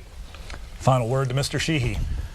Well, I'm tired of hearing politicians use veterans, as a political prop. The truth is, the VA is not doing very well. I have plenty of friends combat wounded, one without any legs, who's on his 119th surgery, I think. And I don't know, I think 25 surgeries ago, he stopped dealing with the VA. They took away his caregiver status for his family for a guy who lost half his body on the battlefield in Afghanistan. Our veterans are not getting the care they need from the VA. That's been the case for a long time, and as a member of the VA committee for many, many years, Senator Tester knows that. We are not meeting the needs. And building more VA clinics isn't the answer. Building VA clinics we can't fill isn't the answer. And he's resisted community care options in the VA. When veterans groups have come in and tried to enhance community care to give veterans more control over their health care instead of having it controlled by the VA, he's worked against that. Because instead of caring for the veterans, it's about the federal employee unions at the VA. It's about time we put veterans first in our VA management policies. We got to make sure they're getting the care they need when they come home from war. And right now in Montana, we're failing. His buddy is Lieutenant Dan. We're going to have to stop it there, I'm afraid. Because I'm telling you, what he just said about community care was total horse. Noted. We're going to move on to our next topic. Okay. Montana, like the rest of the nation, has a growing fentanyl problem. U.S. Customs and Border Protection officials say the vast majority of the drug is coming in at normal ports of entry, carried by legal U.S. citizens who are paid by the cartels as drug mules. Given this, how do we keep fentanyl out of our country and out of our state? First response on this question goes Dumb to question. Sheehy. Well, I think the flow of fentanyl across the border has something to do with legal immigration. Also has a lot to do with illegal immigration. No, it doesn't. We get from federal agencies. Oftentimes, we heard, the Biden administration created 800,000 jobs. We found out they didn't. So, also, when they're classified as asylum seekers, oftentimes they're called legal. They're still coming across the border in droves in a fashion that would have formerly been classified as illegal. The fentanyl coming into this country is devastating our rural communities. It's devastating our cities and our travel communities all across the nation, but especially here in Montana. Illegal immigration and the drug trade is a core part of this. We saw numbers just released recently that say, upwards of 13,000 convicted homicide offenders from countries have come into our country crossing the border. About 500,000 of the last 10 or 11 million that have come in have been convicted of crimes in their home country. So the mass migration that's happened in the last 3.5 years that we've had the opportunity to stop many times is having devastating impacts on our communities, not just across Montana, but across the state. We need to secure the border. We need to empower our joint interagency task forces to have a more aggressive approach to these drug cartels, as well as, and I don't even like to call them cartels because they're really multinational, multi-billion-dollar corporations. They're massive organizations, very sophisticated with a lot of money and a lot of technology. We need to up our game to oppose these organizations because right now they're running circles around us and they're killing 10, 20, 50, 100,000 Americans a year sometimes with terrible opioid fentanyl-related overdoses. It's time to put a stop to it. Thank you, Mr. Sheehy. Senator Tester. Fentanyl is a huge problem in this country. There's no doubt about it. And government can play a role in stopping it. Got a bill passed called the Fend Off Fentanyl Bill. The precursor elements for fentanyl are coming from China. And they're going into Mexico. Mexico's making the fentanyl and shipping it across the border and poisoning, and it is poisoning our people. This puts serious trade restrictions, tariffs, everything we can on China to make them stop doing that. They need to clean up their act, and they're trying to destroy this country. And it's not by accident. The other thing is we need to secure the border. We had a bill 6-8 months ago, a bill that would have put 10,000 more troops on the southern border. Some of those would also went to the northern border, by the way, which we also need. It would have put x-ray machines at our ports where these cars and trucks with the fentanyl coming through that you're talking about would, so we could stop the fentanyl right there before it got into this country. It would tighten those asylum laws that Tim Sheehy was just talking about, so you wouldn't have, you would just say 3 magic words and get across the border. It would have made it so we could have shut down the border if they had become overwhelmed. It was a good bill. It was a bipartisan bill, negotiated by a conservative Republican, a liberal Democrat, and an independent. The best legislation possible. Tim Sheehy said he wouldn't vote for that bill even before it was out to be read. We need solutions, not politics, in Washington, D.C. Let's follow up on this, and we'll go back to Mr. Sheehy. Well, Senate Democrats and White House Democrats created this border crisis. We had a secure border 4 years ago. Donald Trump handed a sealed border to the Biden-Harris administration. And Kamala Harris, the border czar, with support from her friends on the Hill, like Senator Tester and Chuck Schumer, opened the border wide open for 3 years. Left it open. She refused to even go there. Democrats on the Hill refused to hold the administration accountable for the largest mass migration in the history of this country. We've never seen that many people come in such a short period of time. I'm a pro-immigration guy. I've welcomed dozens of folks here to work for our companies. And I doubt that. Becoming the right way, legal is the way to do it. What we've seen happen the last 3.5 years is a humanitarian disgrace. It's a national security disgrace. And the Democrats chose to let it happen. You want to talk about playing politics? Watch what the Democrats have done with the border. Because they said nothing about it for 3.5 years. Kamala Harris wouldn't even go there. Senator Tester couldn't be caught talking about the border. And now, 6 months before Election Day... He's the senator from Montana. ...for Senator Tester and Kamala Harris to secure... You know where Montana is, you dipshit? Senator Tester. Well, look, I'll be the first to tell you that President Biden has not done a good job on the southern border. I pushed him on Title 42, which was a stay-in-Mexico policy. He removed it. I thought it was a bad decision. And there are other decisions he made that I thought were bad for the border. But the bottom line is this. Congress needs to do its job, too. And when you get a bipartisan effort moving forth and everybody's on board, and then all of a sudden the party bosses say, nope, can't pass this. We need to use this as a political tool in this election. And if you don't believe it's being used as a political tool, just turn on the TV. We had a solution. It was there. It could still be passed. Well, it won't be passed now until after the election, but it needs to be passed. And it could have been passed 6 or 8 months ago. But the bottom line is, Tim Sheehy, before it was even released to read, said, nope, not going to support that because his party bosses told him that's what you need to do.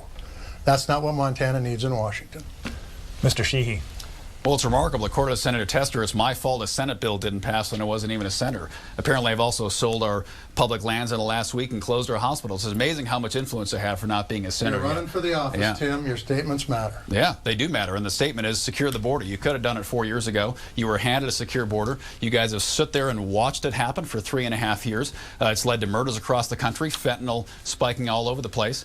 Possibly 12... Overdose deaths, the biggest drop in history. And no one's saying no immigration. Crime, the biggest drop in history. In charge of both the Senate and the White House for the last 3.5 years have manufactured this crisis. They repealed all of Trump's executive orders, and then they proposed a bill that would have legalized millions of asylum-seeking illegal immigrants still coming into this country. The bill Senator Tester's talking about would have enshrined a massive level of continued illegal immigration. They simply would have legalized it and called it legal. It wouldn't have fixed the problem at all, and that's why I opposed it, because when it became apparent that it was going to legalize millions of people still coming into the country a year under the faux asylum-seeking regulations that they're abusing right now, I said no, absolutely, and I'd say no again.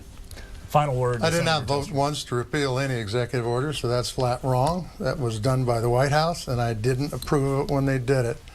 Number two, you must have read the bill sometime, because you didn't read it when you said you were going to vote against it, because it wasn't even out for me to read, much less you to read.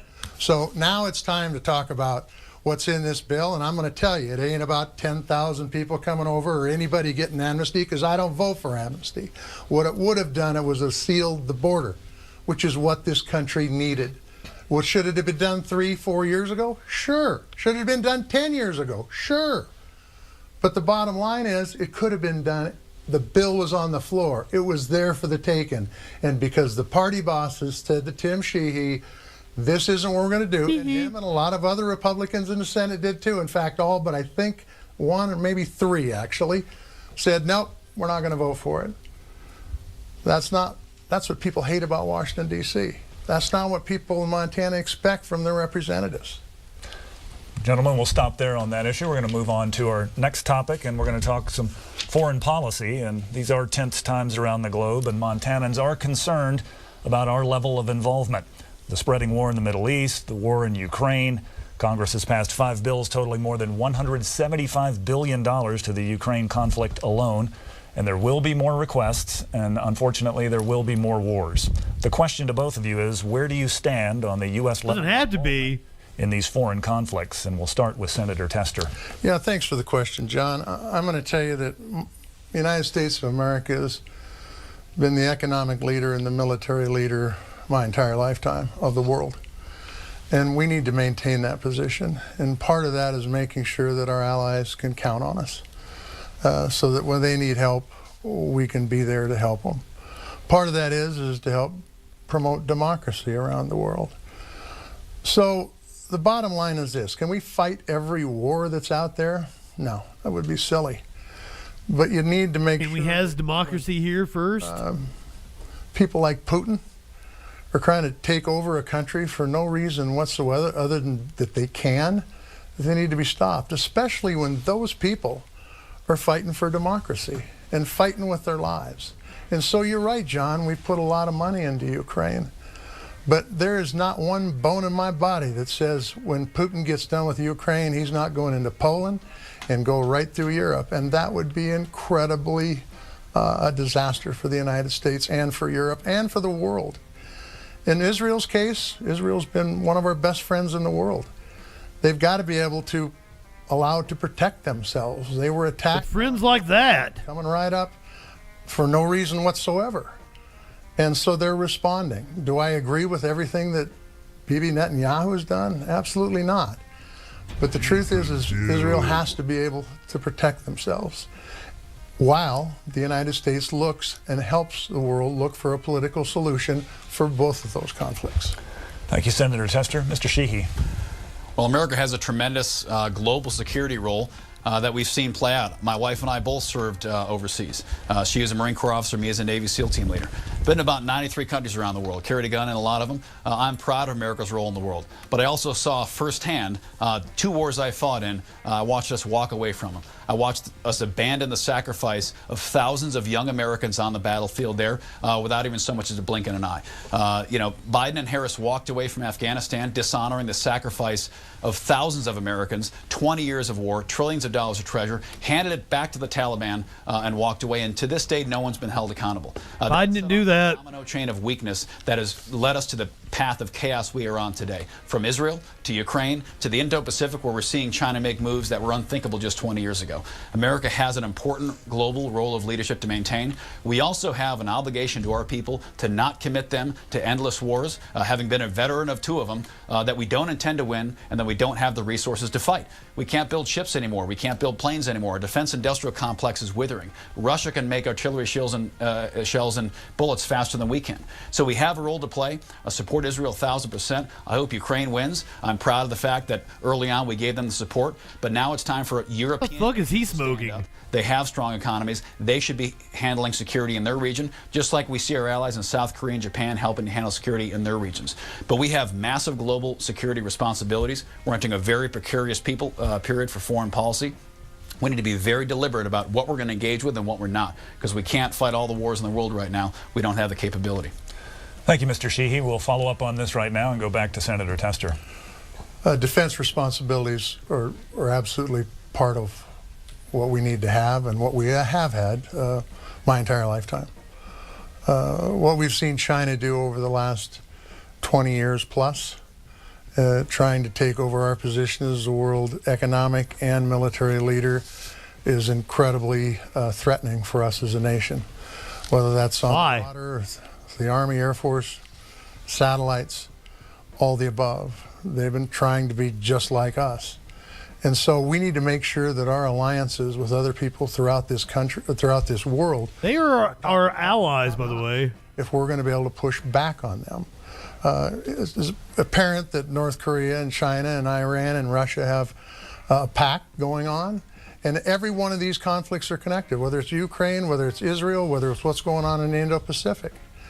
And so we need to make sure we're supporting our allies and that our allies are supporting us. and pushing for freedom around the world, which is what we've always done. Mr. Sheehy. Well, these global responsibilities weigh heavy on our country. But first comes America, and first comes our people.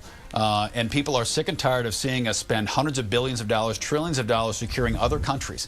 You know, we have 20,000 troops in Germany. We have 20,000 on the 38th parallel in Korea. Our Navy secures the entire global navigation security of the whole world. Freedom of navigation of the seas rests upon the shoulders of the American Navy. That Navy is under strain right now. We're seeing recruiting goals not being met by almost any of our services. Our ships are not meeting budget or schedule. Our submarines are not. Our aircraft are at too low readiness levels. The military has been ignored for too long. You know, and when we talk about Russia, Obama and Biden and Harris, they stood by and rubber-stamped Putin invading Chechnya, Crimea, Syria, using chemical weapons, red line after red line. And the biggest thing that Democrats did was send a red button over to Putin's house and press it with Hillary Clinton there. Russia's been on the march for years. We've let that weakness go too far. After Afghanistan's collapse, the world knew that America was no longer going to protect its interest, and they've been taking advantage of us ever since. It's about time to put America first again and stand strong for our priorities on the world stage. Senator Tester. I serve as chairman of the Defense Appropriations Bill, and the last two defense bills have been the largest defense bills ever passed by Congress.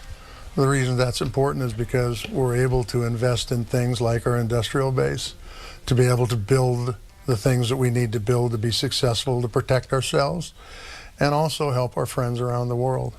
We're going to see a project coming into the north central Montana, the Sentinel Project, to rebuild our ICBMs. That's the big deterrent that needs to be done. That's why we fund it. Because it's to protect the United States and help our allies. Those kind of things are being done over and over again around the country.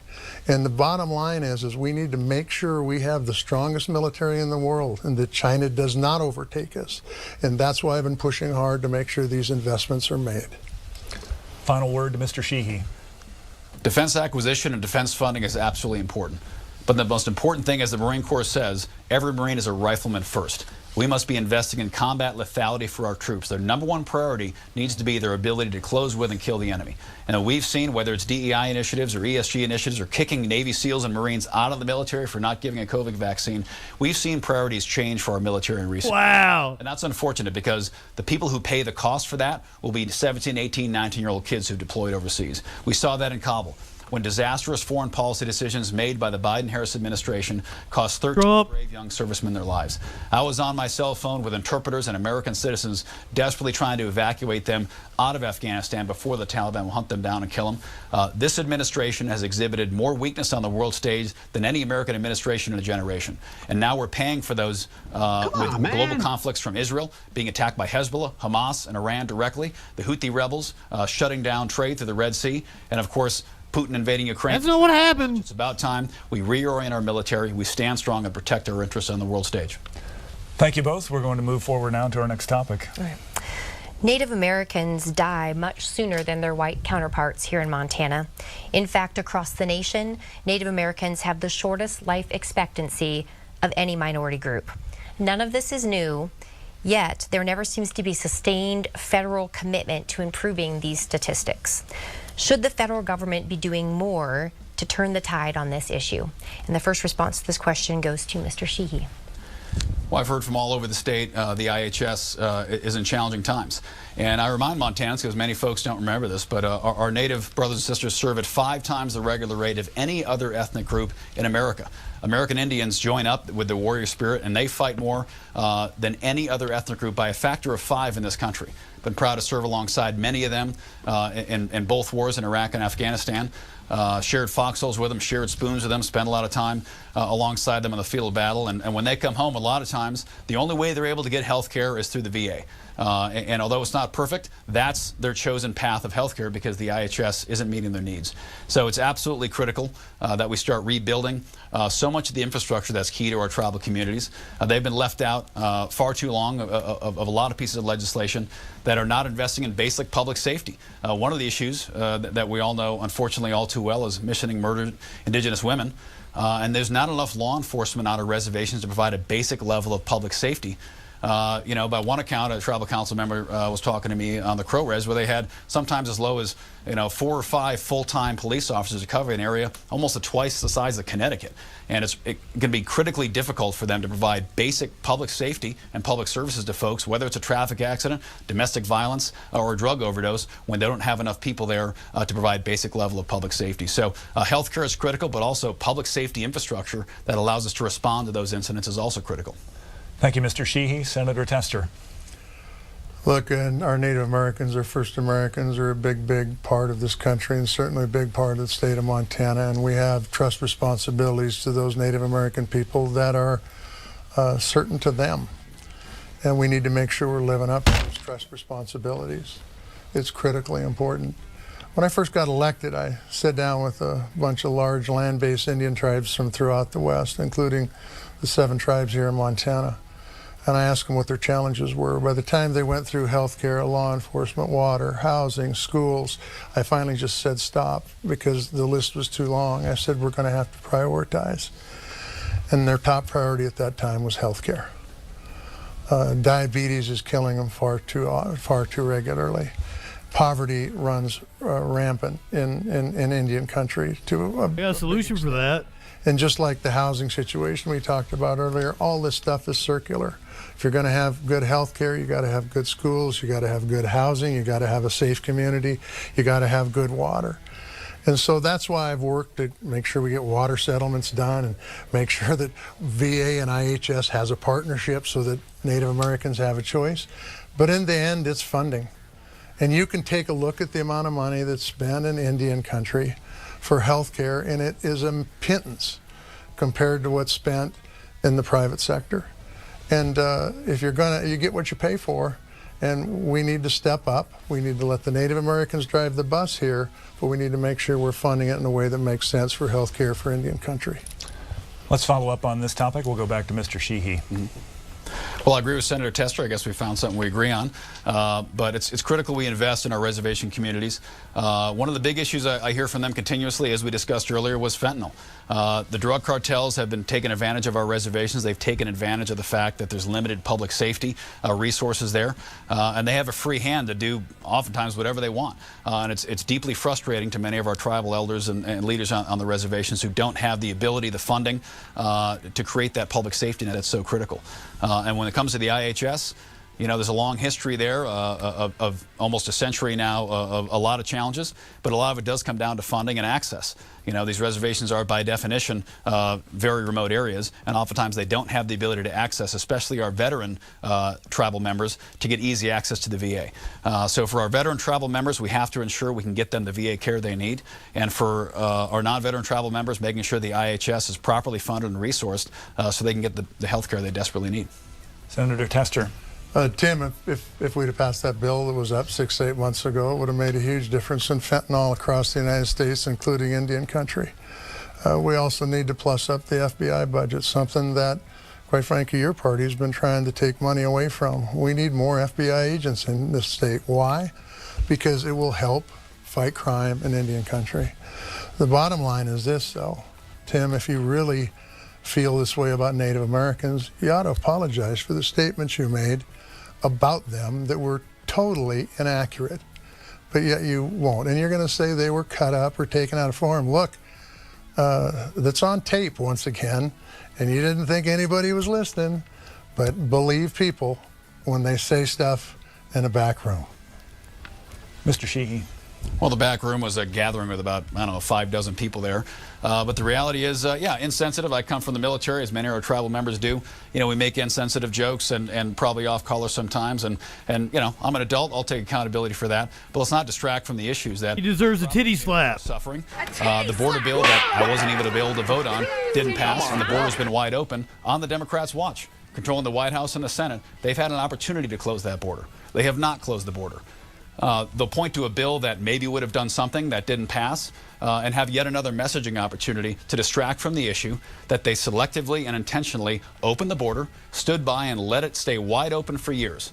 And then when we actually try to close it and talk about closing it, they call it politics. What I call politics is creating a massive issue that was already secure, creating the problem, and then trying to scramble to have a solution right before Election Day to claim that you fixed the problem that you started. Truth is, the Democrats opened the border. They kept it open for years. They have not been able to close it. And this fall, when we win November 5th, we're going to close the border day one. Final word to Senator Tester. The reason we weren't able to... This is about Native Americans. ...is because the party bosses told Tim Shee and other folks, several which he's had in the state, by the way, of my colleagues, to vote no on the bill, and they did. In Tim's case, before he even read it, he said no. But let's talk about our Native Americans here for a second. Thank you. The statement you made degrades Native Americans across this country. And you can say, look, I'll take responsibility. But you know, apologies matter. And how you treat people matter. And if you treat them with disrespect, other people will disrespect them. So like I said to begin with, you're a big guy. Just apologize. You apologize for opening the border? I didn't open the border. I've been trying to get the border fixed from the get-go. And in fact, when we had an opportunity to fix the border, you were the one that said, hey, we want to play politics with this. And if you don't believe me, turn the TV on and see what you see. Yeah, I blame you for a Senate bill I wasn't even a senator to vote on. No, That's pretty but you remarkable. did. You're running for the Senate, Tim, and you came out and you said, well, you are a this senator, is a, and the this is, border's and been I open voted for the 3 bill. years. I voted to close that border down. It took you 3 years to do it. 3 years of a wide open That's border. because that's the first time I had that bill to vote on. Gentlemen, we're going to stop right there. This hour has flown by, but we do have time now for closing statements from each of our candidates, a chance for them to summarize things, and based on our coin toss, we'll begin with Senator Tester. First of all, I want to thank PBS, and John and Ann, thank you for operating a very good debate. I appreciate it. We need to do more of these. Unfortunately, I think this is the last one.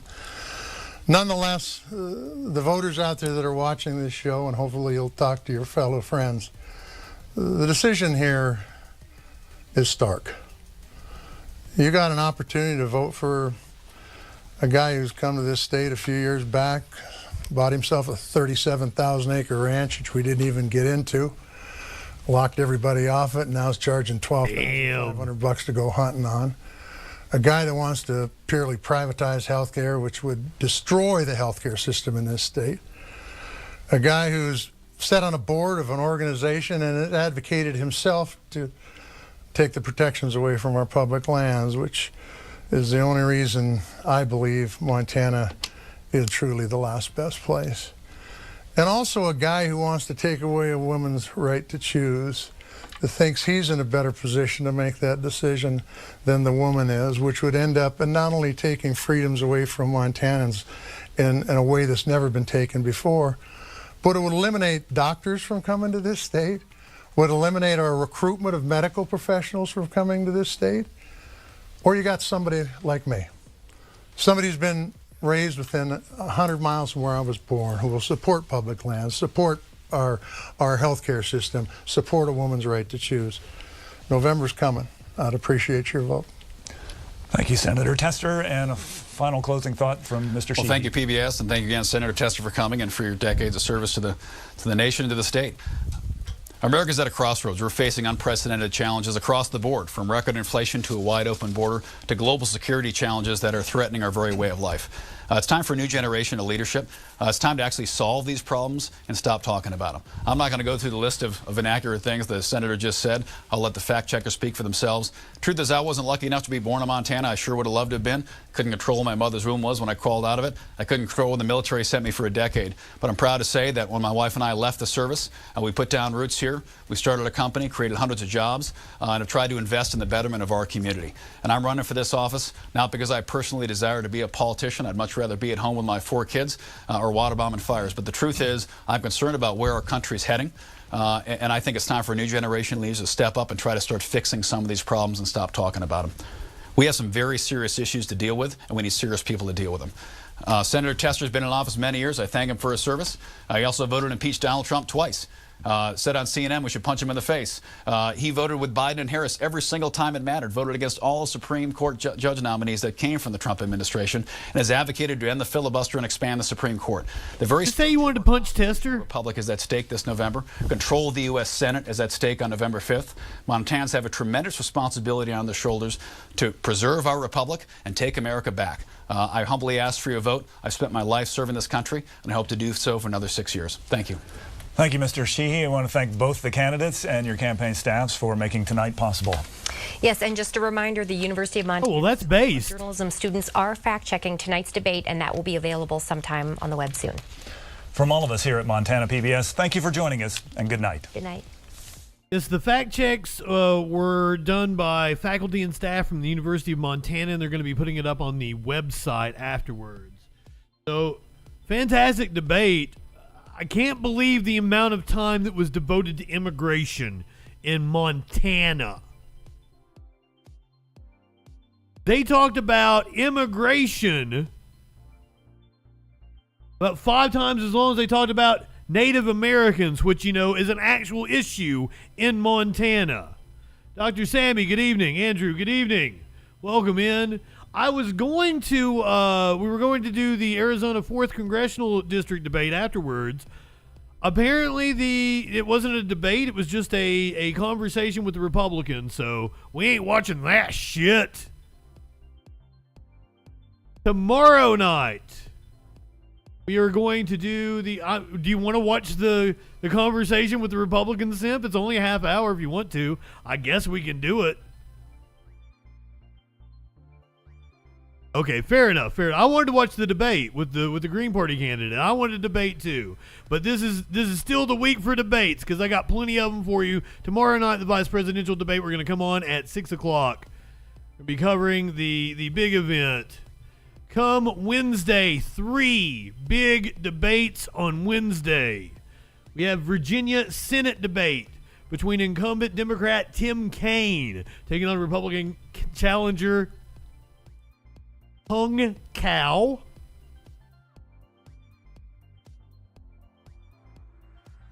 Hung Cao in Virginia. In North Dakota, we have Katrina Christensen, the Democratic challenger to Republican incumbent Kevin Cramer. And we have a congressional debate. Virginia's open seat, Derek Anderson. We did the story last night. Derek Anderson posed for pictures with a family that is not his. He is going to be debating the Democratic. This is an open seat. Both are newcomers to politics. Going to be debating Eugene Vindman, the Democratic challenger, the brother of Lieutenant Colonel Vindman from the Perfect Call. Then on Thursday night, we have the Pennsylvania Senate debate between Bob Casey, the Democratic incumbent, and Republican challenger David McCormick. Now, I see we have a lot of people in the chat that want to have some conversations. If you would like to talk to Justin Freakin, I take calls. Wait a minute. I don't have the phone system open. Let me put that up right now. If anybody would like to call or Discord in, we can absolutely make that happen. Like to talk about capitalism or any other topics on your mind? My thoughts on the debate. I was not familiar with Tester. Even though he's been in the Senate for 18 years or something like that? I thought overall he's probably about the best senator you could possibly ask for from Montana. So he was a little too racist on the immigration policy for me. Probably a little too war hawkish, but in terms of domestic issues, he was probably better than what I expected. I thought he was going to really just be a Republican, be more Joe Manchin than anything. Yep, he's better than Joe Manchin. I thought we were going to hear like another Joe Manchin, and I was pleasantly surprised. Then when we got to immigration, I'm like, oh yeah, that's what I was expecting. I am stunned that they spent that much time. In the first question, wasn't even about immigration, but she turned it to immigration.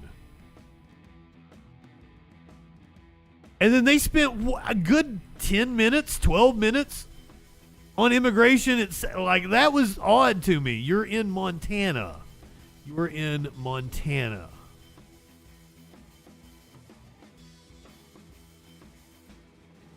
Yeah, the news is horrible. I don't really want to talk about any of this.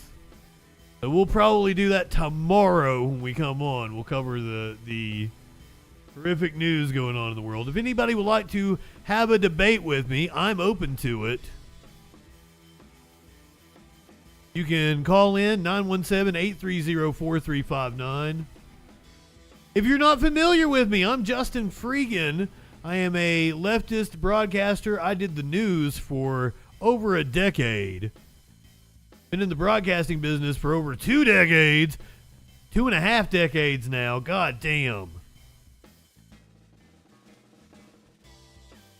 We cover the most absurd news, politics, and current events on the internet every Sunday through Thursday at 8 p.m. Eastern. Find out what that news be doing. If you play your cards right, you might get a titty slap. A titty slap! Come on, now. See, Idiot Drone, I'm kind of liking the conversation you've got going on. Why don't you call in and talk to me? Let's discuss it. If not, we're going to do a couple more stories. And we're going to call it a night and move on. If you're on Twitch, we're going to do Live Music Monday. And last week they announced the 2024-2025 Hall of Fame Rock and Roll Hall of Fame inductees.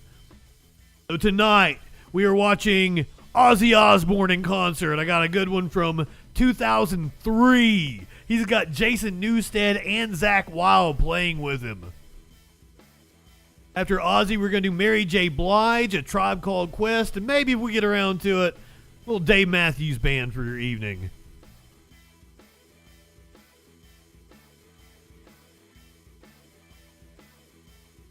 Idiot Drone, my friend, you should probably stop quoting your econ professor. First of all, the first thing I will tell you about economics is nobody knows what the fuck they're talking about. All this shit is made up. The rules don't matter.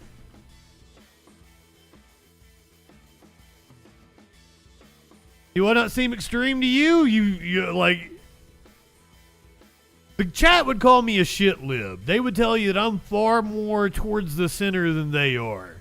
I'd say that the chat is predominantly a bunch of anarchists, leftists, sock dims. I think I'm more of a sock dim. I would have voted for Obama a third time if I had the chance. What do you think about the media? I am the media! Did you miss the part where I just said I've been in the media for 2.5 decades?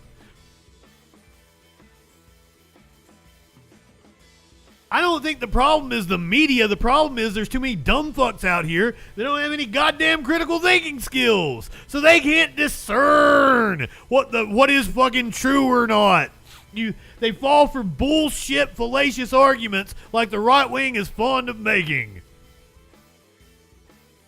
They're dumbasses that think MSNBC is the left.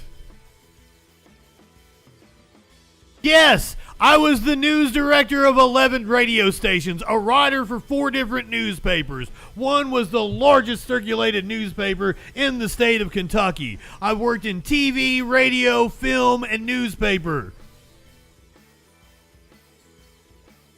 My TV experience was behind the camera. And most of my film experience, other than the movies I wrote for myself.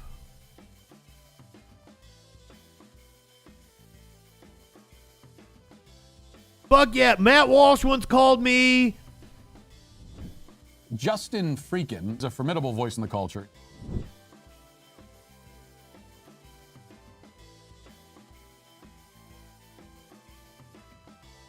The mainstream media never mentions crap that Fox News is saying. I don't think that's true at all. Yeah, and Fox News is the mainstream. They're the #1 cable news outlet. And fucking Jon Stewart used to dunk on Fox News all the time. I'm pretty sure Rachel Maddow dunks on Fox News. I don't know. I don't watch cable news. I would encourage you to not. To be fair, we will watch cable hits, but usually it's an interview with somebody. It's a direct quote. Like, we don't watch traditional cable news. I am an aggregate of news content. I go and pick out, the stuff we need to hear. Yeah, he's gonna dunk on him tonight. It's a Monday. Is he back now? Wasn't he? No, that was John Oliver. It was John Oliver got COVID or something and was out. Am I right? Somebody was off for a week. No, it was Jon Stewart a couple weeks ago. Is he back now?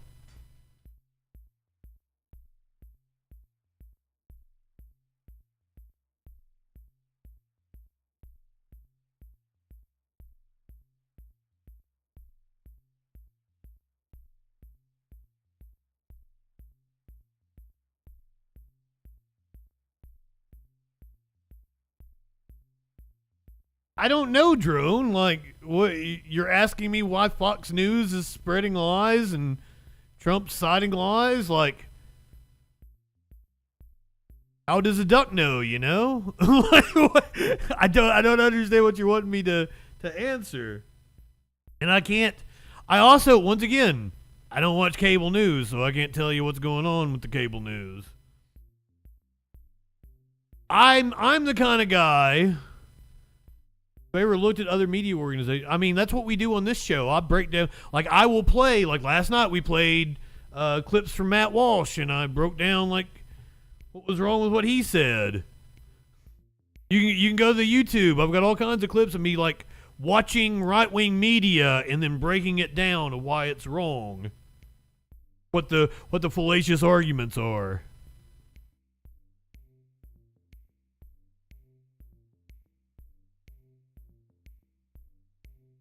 Yeah, the news just sucks. Let me find something fun to talk about before we get the fuck out of here. Before we do live music Monday, that's what I've been looking forward to. I honestly have been looking forward to Mary J. Blige more than anything. No, I think, well, to be fair, I picked the Aussie because, I looked at the inductees and everything. That's a good story. The Hall of Fame inductees.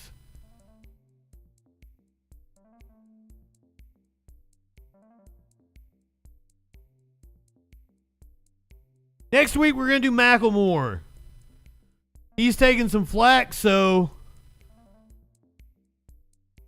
we're going to do Macklemore. So the 2024 Hall of Fame inductees been announced.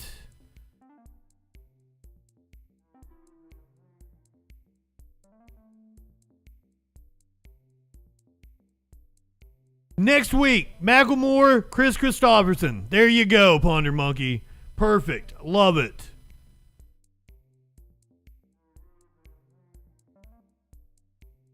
Where's the goddamn... There's the volume. The origin story of one of rock's greatest drummers.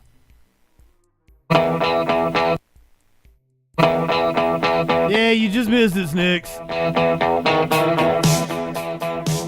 We are doing the debate tomorrow. Coming on at 6. Cat dog.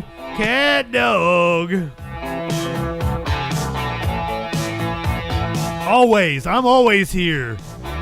With a legacy spanning 5 decades, Foreigner has dominated rock and roll radio, making them one of the best-selling rock bands of all time. Is Foreigner the headliner? I figured Ozzy was the headliner. Foreigner's extensive catalog of hits is still recognizable to this day, with their music embedded in pop culture from Miami Vice and The Simpsons to Arrested Development and Stranger Things.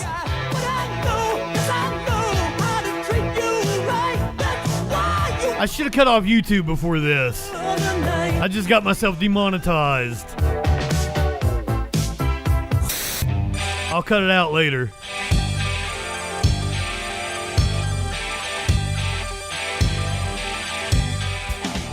Foreigner was built around the creative forces. Oh, I thought this was going over all the inductees. God damn it, it's just Foreigner. I was like, are they the headliner?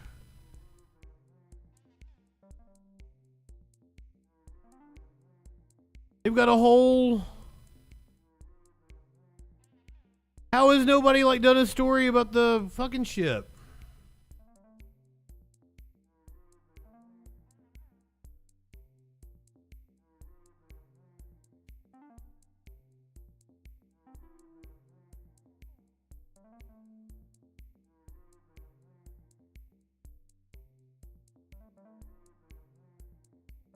Let's go to Loudwire.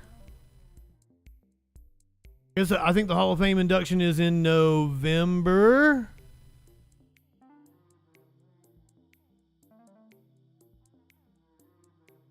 So, an eclectic list of artists will join forces for performances at the 2024 Rock and Roll Hall of Fame induction ceremony. The Hall previously teased many of the famous names who would appear at this year's event, but now they've given clarity on who will be performing, as well as which inductees they'll honor. Slash and Sammy Hagar will be part of a star-studded group celebrating Foreigner. The rock icons will join pop singer Demi Lovato and Red Hot Chili Peppers drummer Chad Smith for a performance. The Mick Jones-led group, which finally earned induction after more than 20 years of eligibility, will also perform several of their biggest hits during the ceremony or during the evening. I only think there's one of them left, isn't there? Peter Frampton, who memorably helped induct Sheryl Crow at last year's event, is a 2024 inductee, whose Roger Daltrey and country star Keith Urban will perform in celebration of the guitar great.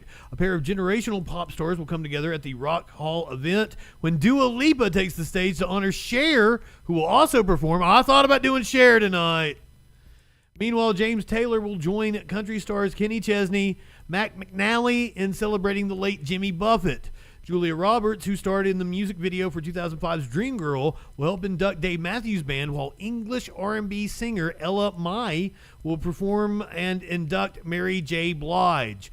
Other 2024 honorees scheduled to take the stage include Kool and the Gang and Dionne Warwick. Ozzy Osbourne, who will enter the hall for a second time, has expressed his desire to perform, though lingering health issues may not make it possible.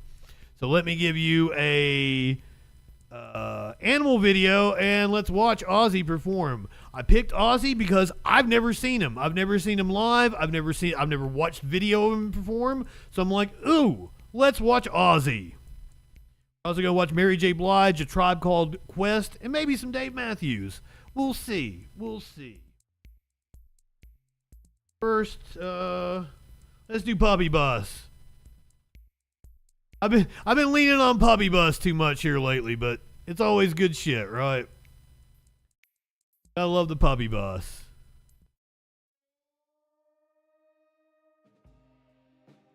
Starting to get chilly outside. Probably really chilly in Alaska already. So we're gonna see the cold toe dance. So today is actually cold. Real cold. We're gonna play. I never got to see Sabbath Abattoir. That's why I'm really looking forward to watching this concert. Outside, and if anybody gets cold toes, they can come back on the bus. The bus is gonna stay running with the heat on, so it can stay nice and warm. I'm gonna watch for any signs of cold. Oh, babies. Toe dance. Looks a little like that, but Jake's a pointer, so he always is lifting a paw. He was shivering. Here, got the heat blasting. Carl was the first one to tap out. Should have put his booties on. Maybe could have lasted 5 more minutes. Jake says, I'm done. Louis says, me too. Alright, Murray's doing cold toe dance here too. The cold toe dance. That's what it looks like right there. Some paw lifting. It almost looks like they're limping. Murray, come on, let's get on the bus. Murray's done. You're like, let's poop as fast as we can. Come on.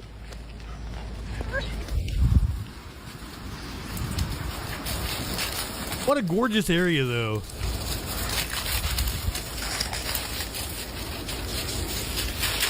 That husky ain't cold. Oh, that's a Maru, right? The labs, poodle. Of course, the bear dog, Malamute mixes. They're still hanging. Layla's, of course, hot. All right, we got the littles back out. Dogs aren't racist. Got a little warm up on their toes. How dare you ascribe such a hurtful ideology to the most pure animal on the planet? No, thank you. No, dogs are always good boys and girls. You can hang for a minute, Lou? Dogs can't be racist. Hey, over here. Come on.